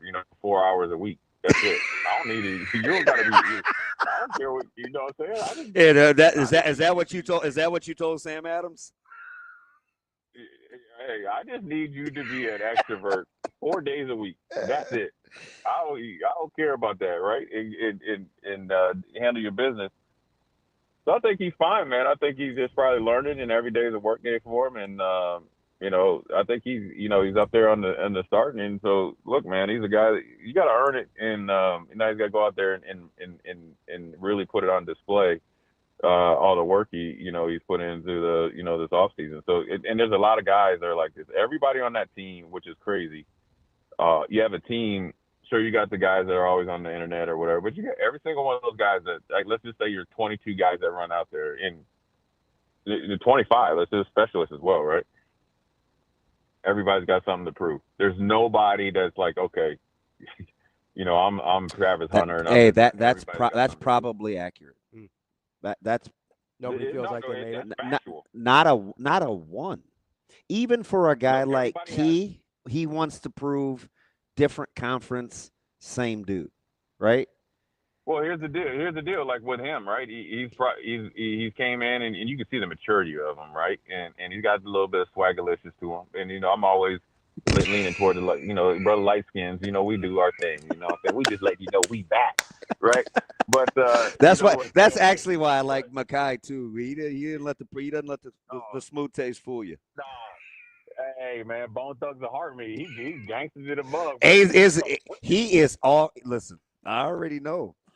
Hey, he on 100. Where he wake up on 100. You got to get him to the starting block. But I think though, really with Dane Key, when you're thinking about it, here's what people will do, right? You're in the SEC, which they think is essentially one step down from the NFL, right? And so he had a good year. You know what people are saying? Here's what people would say. Well, you did it at Kentucky. Okay, but can you do it again? Yeah. And but that's also the thing. That's a great coaching point. Like, look, you get in the NFL, you have a good year, and say you're on the Browns or whatever, and say you end up at the Eagles, they'll be like, oh, can you do it for the Eagles? There's no, and I'm not comparing Nebraska to the Eagles, but I'm just saying there's always doubt. There's doubt every single year, and so that's good. And so therefore you're going to get maximum effort and production, and obviously the work ethic, because that will, if he sets the table, then the same thing with Barney. Okay, you had a really good year as a freshman, but can you do it the sophomore? Dylan, can you take a big jump? Emmett, you've never been the guy. Can you handle it okay, we've seen 3 games, but can you do it at 4 times? All the examples I use. You get what I'm saying? Yeah. It's funny you use those examples, because that's exactly how I feel. So even for a guy like Barney, who, by the way, do you have a practice comp for Barney that I could relate? I play with a I play with a brother named Kevin Williams. The little receiver, 85? Hey, I played with him in Buffalo. K-Dub was on point all day long. But in our time, Barney reminds me personality-wise of Jock Allen. Yeah. Just relentless. Just relentless, and obviously always, look, and that's what you need. You need guys like that on team. But K-Dub, like when I played with him in Buffalo a couple years. That's how he was. Him and a guy that his name was Eric Brown. We used to call him Wolfman. He was a safety. Those are the type of guys that are truly competitors, and that's just who he is. And it's needed. And everybody has something to prove defensively. You got guys like Judy. Can you take a big step up? You're a senior leader. Van Poppel. You got talent, and you shown. Can you do it? Everybody has it. I mean, this is a great time to be a coach, to where you don't have anybody that has like the senioritis or I made it-itis, and they all got to go out there and prove it. I'm so glad you said that about Makai. He was over one day, and I didn't believe that he was over 200 pounds, and He looked dead at me at the dinner table, and he said, he said, yeah, I'm 202. I said, man, you're not 202. He looked dead at me. He said, you got a scale? Like, that's how he said it. I was like, I think you're a guest, but you said it says conviction and hair on your chest. I'll cave. I was like, no, man, I believe you. Like, he does not play around. No, I mean, it's an opportunity for him. I mean, it's all these stuff are, right now, like the good thing about this team right now, I get, like I said, I'm not coaching, but I'm just saying for just the outside looking in. There's probably been years when we had, Grandpa Mike Riley and all those guys. You probably just like, okay, we got a few options, right? And only, even smaller answers. Now they got a lot of options, in legitimate scenarios, but now these guys got to go out there and be the answers. And that's a good position to be in. Now the hardest part is, you work hard to make, where you have legitimate options, where guys, like Mackay, and then you have Mosey, who done a, great job of, transition from receiver to running back. And you got, the Carter Nelson and Harburgs and a lot of options, right? Different body types, Bonners and all those guys, right? Now they got to go out there and be the answers. And you won't become the answer off of one game. You have to be the answer, consistently being that guy. And that's how you consistently be in the hunt. The guys that turn from options to answers, which we were fortunate enough to play with a ton of guys that took on that opportunity. And that's what this team has to do right now. That's our guy, Jay Foreman, former Husker. Jay, great stuff. Let's talk again soon. Hey, Damon, are you going? Do you got a game Thursday? Listen, man, I'm going with who pays me more. No, I'm just playing. Yes, I'm going. I'm torn, man. It's Micah's first start, and I haven't slept in 2 weeks, man. I got a lot of guilt, but it's easier to be replaced at the high school level than it is for play fly, man. So I will bells and whistles on, man. I'm in Kansas City. I got you. Yeah, man. But Westside, they probably stream those games, so you'll be able to do everything, right? I mean, we had production meetings last week. Listen, it's Kyle's first broadcast, right? So, I mean, this will be about as buttoned up. I'll have very little wiggle room in my pregame. This dude's going to have me on point. So I'd like to dabble and watch, but I need his blessing first, man. I don't know. Old Crooks he should have been a coach. I've never met a play-by-play guy that loves football, is like actual football, as much as he does. I mean, he's as much into scheme as he is like the delivery. You know what I mean? He's a football guy. Yeah, well, that's good then, man. It's that'll make it easier. Listen, you guys are best. You guys will get it. Once the game starts, you guys are in it. Yeah.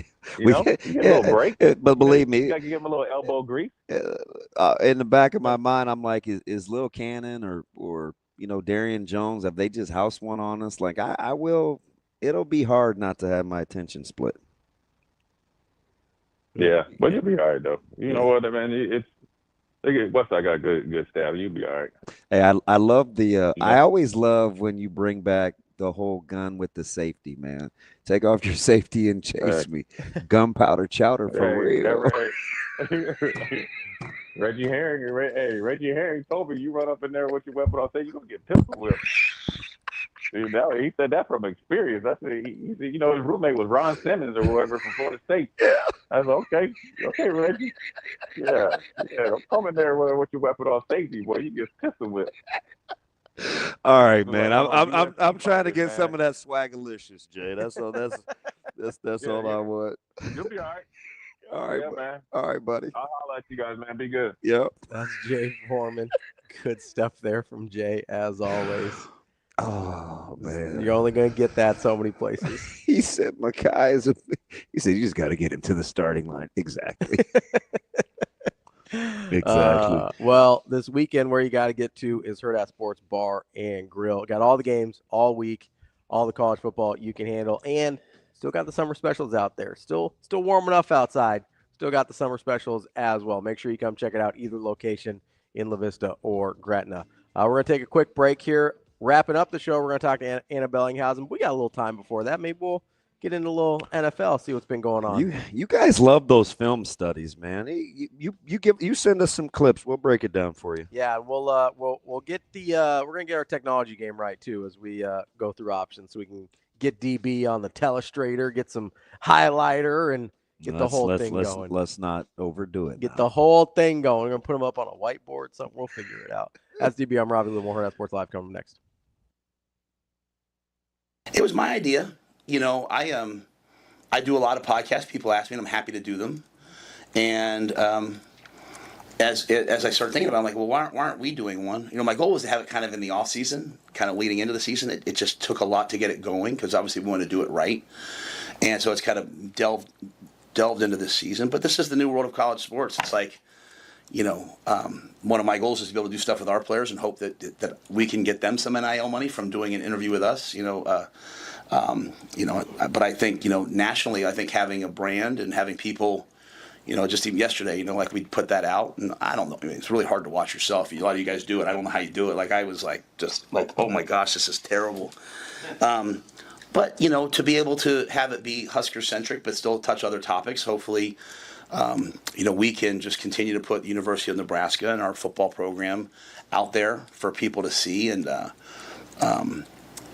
I think for recruits, there's, I think I've said this to you guys before. If you have not gone to that second floor, you got to go walk through it. You guys, they should schedule probably something to show these guys this. Like,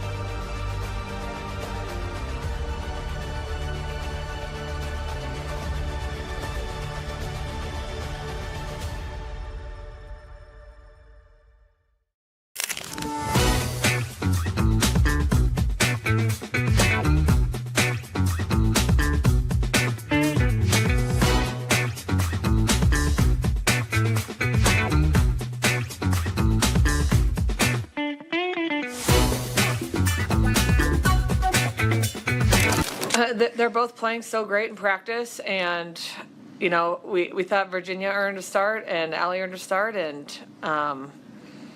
it's early, so we want to learn about our team. And I've been preaching to these guys like they have to make each other better, and we're going to use everybody on this roster when we need them. And so, what a better atmosphere to play this in. I also think there's a part of me, you want to give your players these great opportunities, and so it's Pinnacle Bank Arena, sold out crowd.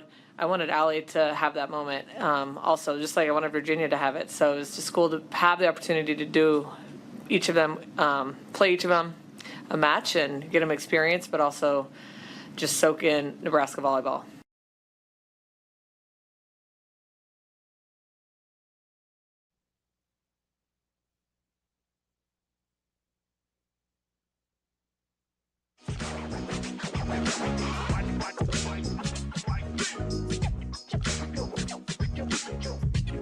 You're listening to Hurrdat Sports Live. Welcome back, Hurrdat Sports Live, presented by Central Federal Credit Union. That's DB. I'm Ravi. Lulla here at Hurrdat Sports Bar and Grill, reminding you can access your home's equity for the cash you want, when you want it, and when you need it. Whether it's for a remodel, a little vacation, maybe you're like me, you're really optimistic about Nebraska season. You go, hey, might need a little cash to go to a college football playoff game.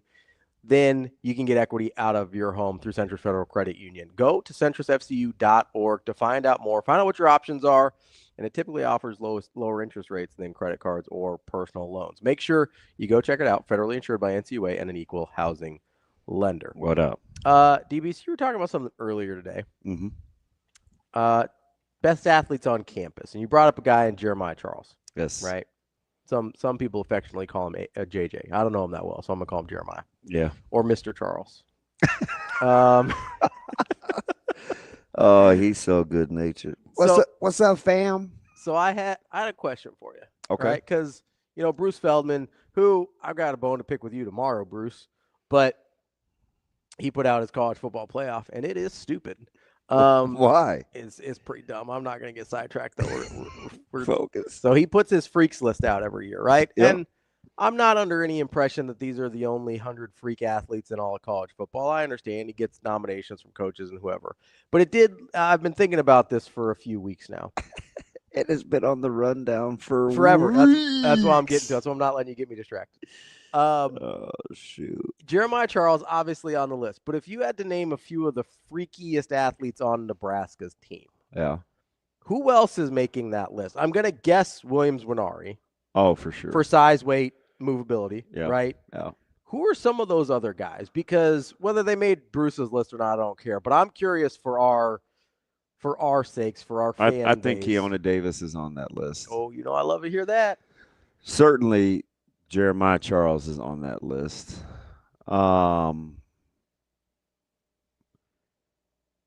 The way that he can contort his level of explosiveness, Quinn Clark is kind of freaky. Okay.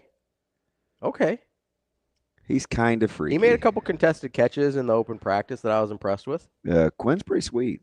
But I would start with those guys. Start with that group. I definitely would start with Andy Jackson. Is there any? Well, obviously we know Andy Jackson. We're going to talk volleyball with Anna Bellinghausen here in just a second. But is there anyone are there any of the? I mean, you mentioned Keona. Do any offensive linemen you look at and you go, that guy for how big he is freaky? Probably Pritchett. Yeah. I mean, I watched him and I get it because it was kind of silly and whatever, but the competitive games, to watch him get on all fours and to pull the sled and then to hop up and courage and just the body movements that he's capable of. He's not a stiff guy. He's extremely agile for his size. What do you do with we hear how well he tests all the time. What do you do with a Deshaun Singleton?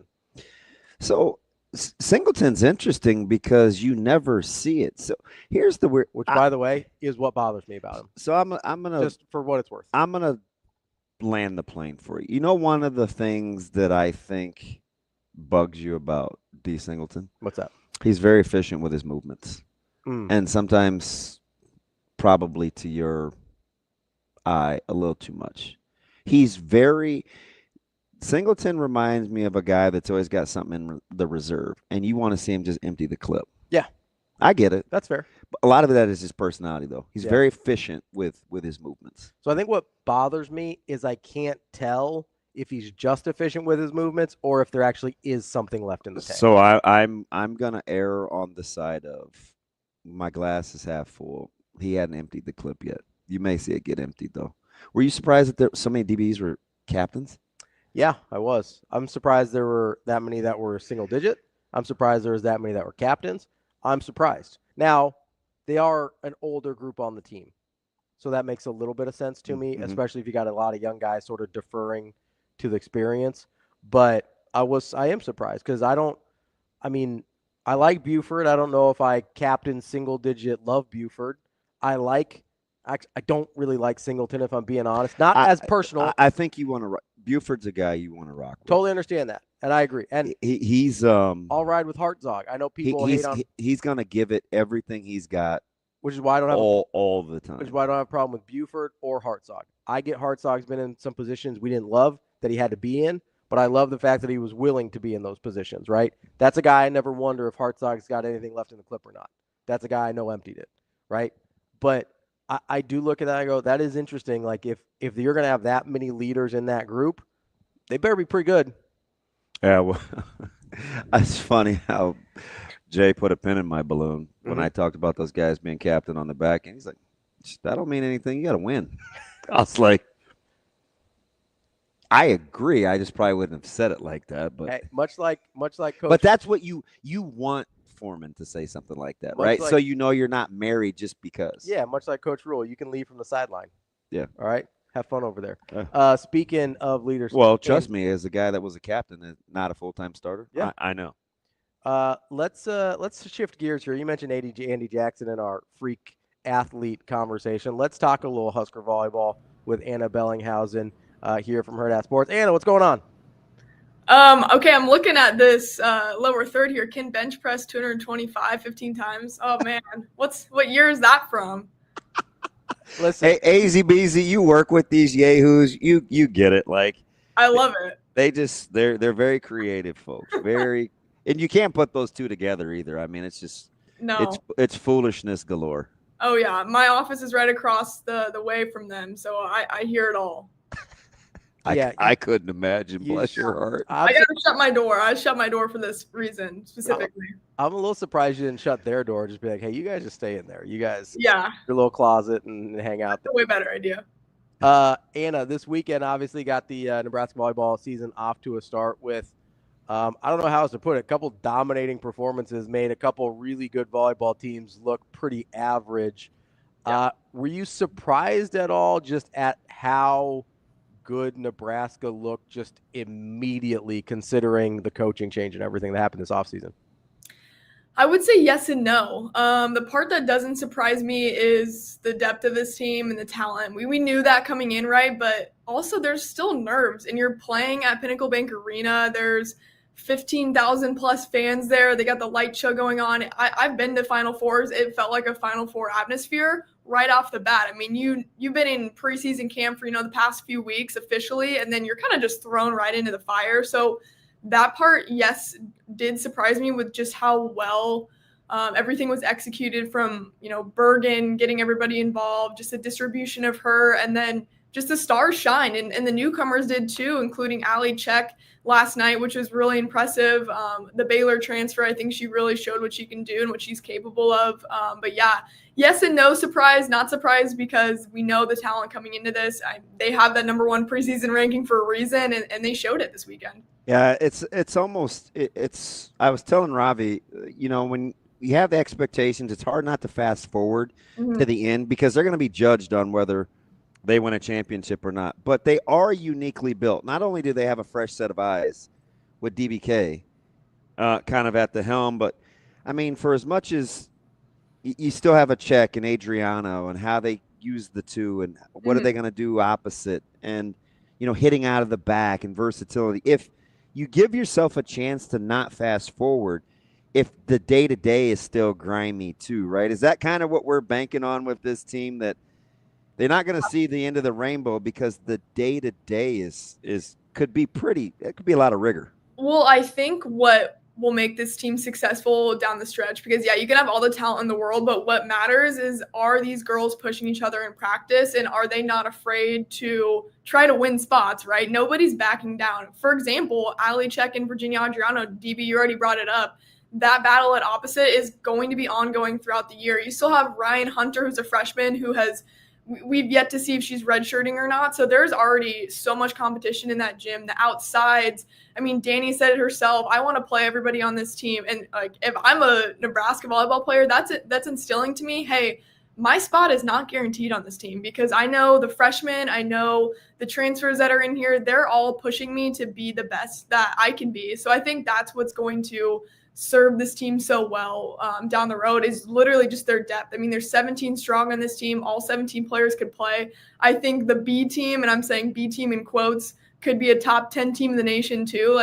There's so much talent on this roster. You can't take a day off. And I think that's what's going to push them and propel them throughout the season. I was explaining to Ravi, sometimes like a fresh set of eyes may be just what the doctor ordered, even though you're losing a Hall of Fame coach like Coach Cook, because of the way this roster is constructed, right? I mean, you probably always feel from a depth standpoint that you're always in the hunt, because DBK is very versatile, especially offensively, right? Whether she can set the middle, she's going to play strengths depends. She can play offense out of the back. If you know that she's going to play matchups, that's going to just naturally keep you engaged, right, for a team like this?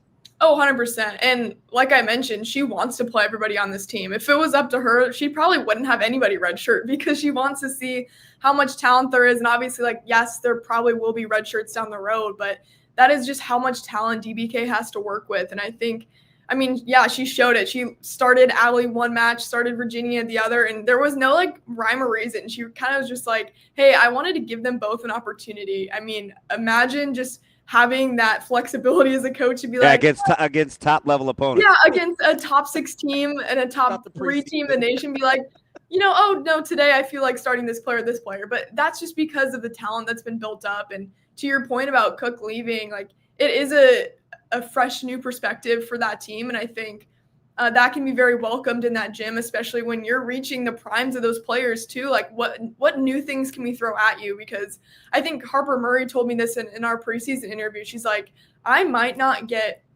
technically better at volleyball, but what I can be better at is my leadership on the court. So she knows like there's a peak for all athletes, right? And so like you might not be necessarily getting better. I mean, over time, when you have a skill that you've mastered, you technically decline in skill, right? So I think having a new thing to challenge her, and that being DBK and the flexibility in the gym, the new drills, I think the offense is a faster tempo. Bergen's being pushed even more, especially by Campbell Flynn, who we know is not going to redshirt this season. Like that has to just add just more fuel to the fire for that team of just so many options. But yeah, DBK is definitely a fresh new perspective. And it was so awesome just seeing her sit there and kind of smile at this team and being like, yeah, we're good.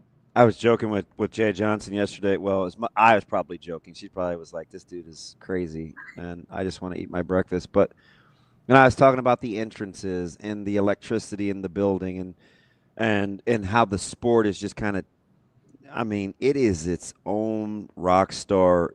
It's a deal now, a total vibe. And she's just talking about the level of competition from, even a couple years ago when she started to like where it is now. And I just got to thinking on my way leaving, I'm like, we legitimately saw multiple player of the year candidates, and a few of them are within 45 miles of each other in the state of Nebraska. You look at Ava Martin. Yeah. I mean, you could make the case she was as good as anybody over the weekend individually. And it's like just the depth locally is pretty impressive for the growth of the sport. No, it's ridiculous how much talent is in the state of Nebraska. I don't have the number in front of me, but I think Stu Pospisil pulled how many Division I athletes in volleyball there are that have come from Nebraska. And it's impressive just how much talent is here. It's a hotbed, and not only does it attract talent in the state, but also, those players are going elsewhere and getting more Power 5 opportunities. So it's awesome that the talent in the state has been recognized. You bring up Ava Martin. She's not from Nebraska, but still, bringing that talent to the state, there's a reason why players want to play here in Nebraska, whether it's Creighton, Omaha, Nebraska, Wayne State, Kearney. Like you look across the state, like every volleyball program in this state is good. And I think there's just a standard of excellence here. And I think that goes all the way back to what Terry Pettit did in setting the standard at Nebraska. Like you just know if you're playing volleyball in the state, it's going to be good. And yeah, I think Ava Martin is one of the most underappreciated players in the nation. Like her name needs to be said 10 times more this year because she's an incredible athlete. And I mean, Brian Rosen, the new Creighton head coach, even said it after the matchup against Penn State, like, hey, Ava was the best player on the court and they're the reigning champs. Yeah, and that was against – I'm inclined to agree. Like, I look at the difference. I was looking at Penn hitters, and I look at Pitt, and maybe it was because they played Nebraska, but Ava Martin doesn't have to take a backseat to anybody. But no, yeah. Player of the years or not, like, she's the real deal. She is. I'm really excited for the Blue Jays this season, too, and Brian Rosen. Speak of another new, fresh perspective, too. It was cool to see Coach Booth sitting and watching and just cheering on our team, but I know that squad is just loving what Brian Rosen has brought to this team. I mean, he's ran practices the past few years, so they're used to him already. So, I think it's going to be a really exciting year for both those squads. And I mentioned the Penn State Creighton matchup a little bit there. I'm curious if you thought that told you more about Penn State and where they're at and whether they might be able to siphon some of those first place votes off of Nebraska, or if it told you more about Creighton and maybe them not being, I mean, when the preseason poll came out, I thought 12 was maybe a little high for Creighton. I was thinking more late teens. Yeah. Considering what they're replacing. But who do you think you learn more about there?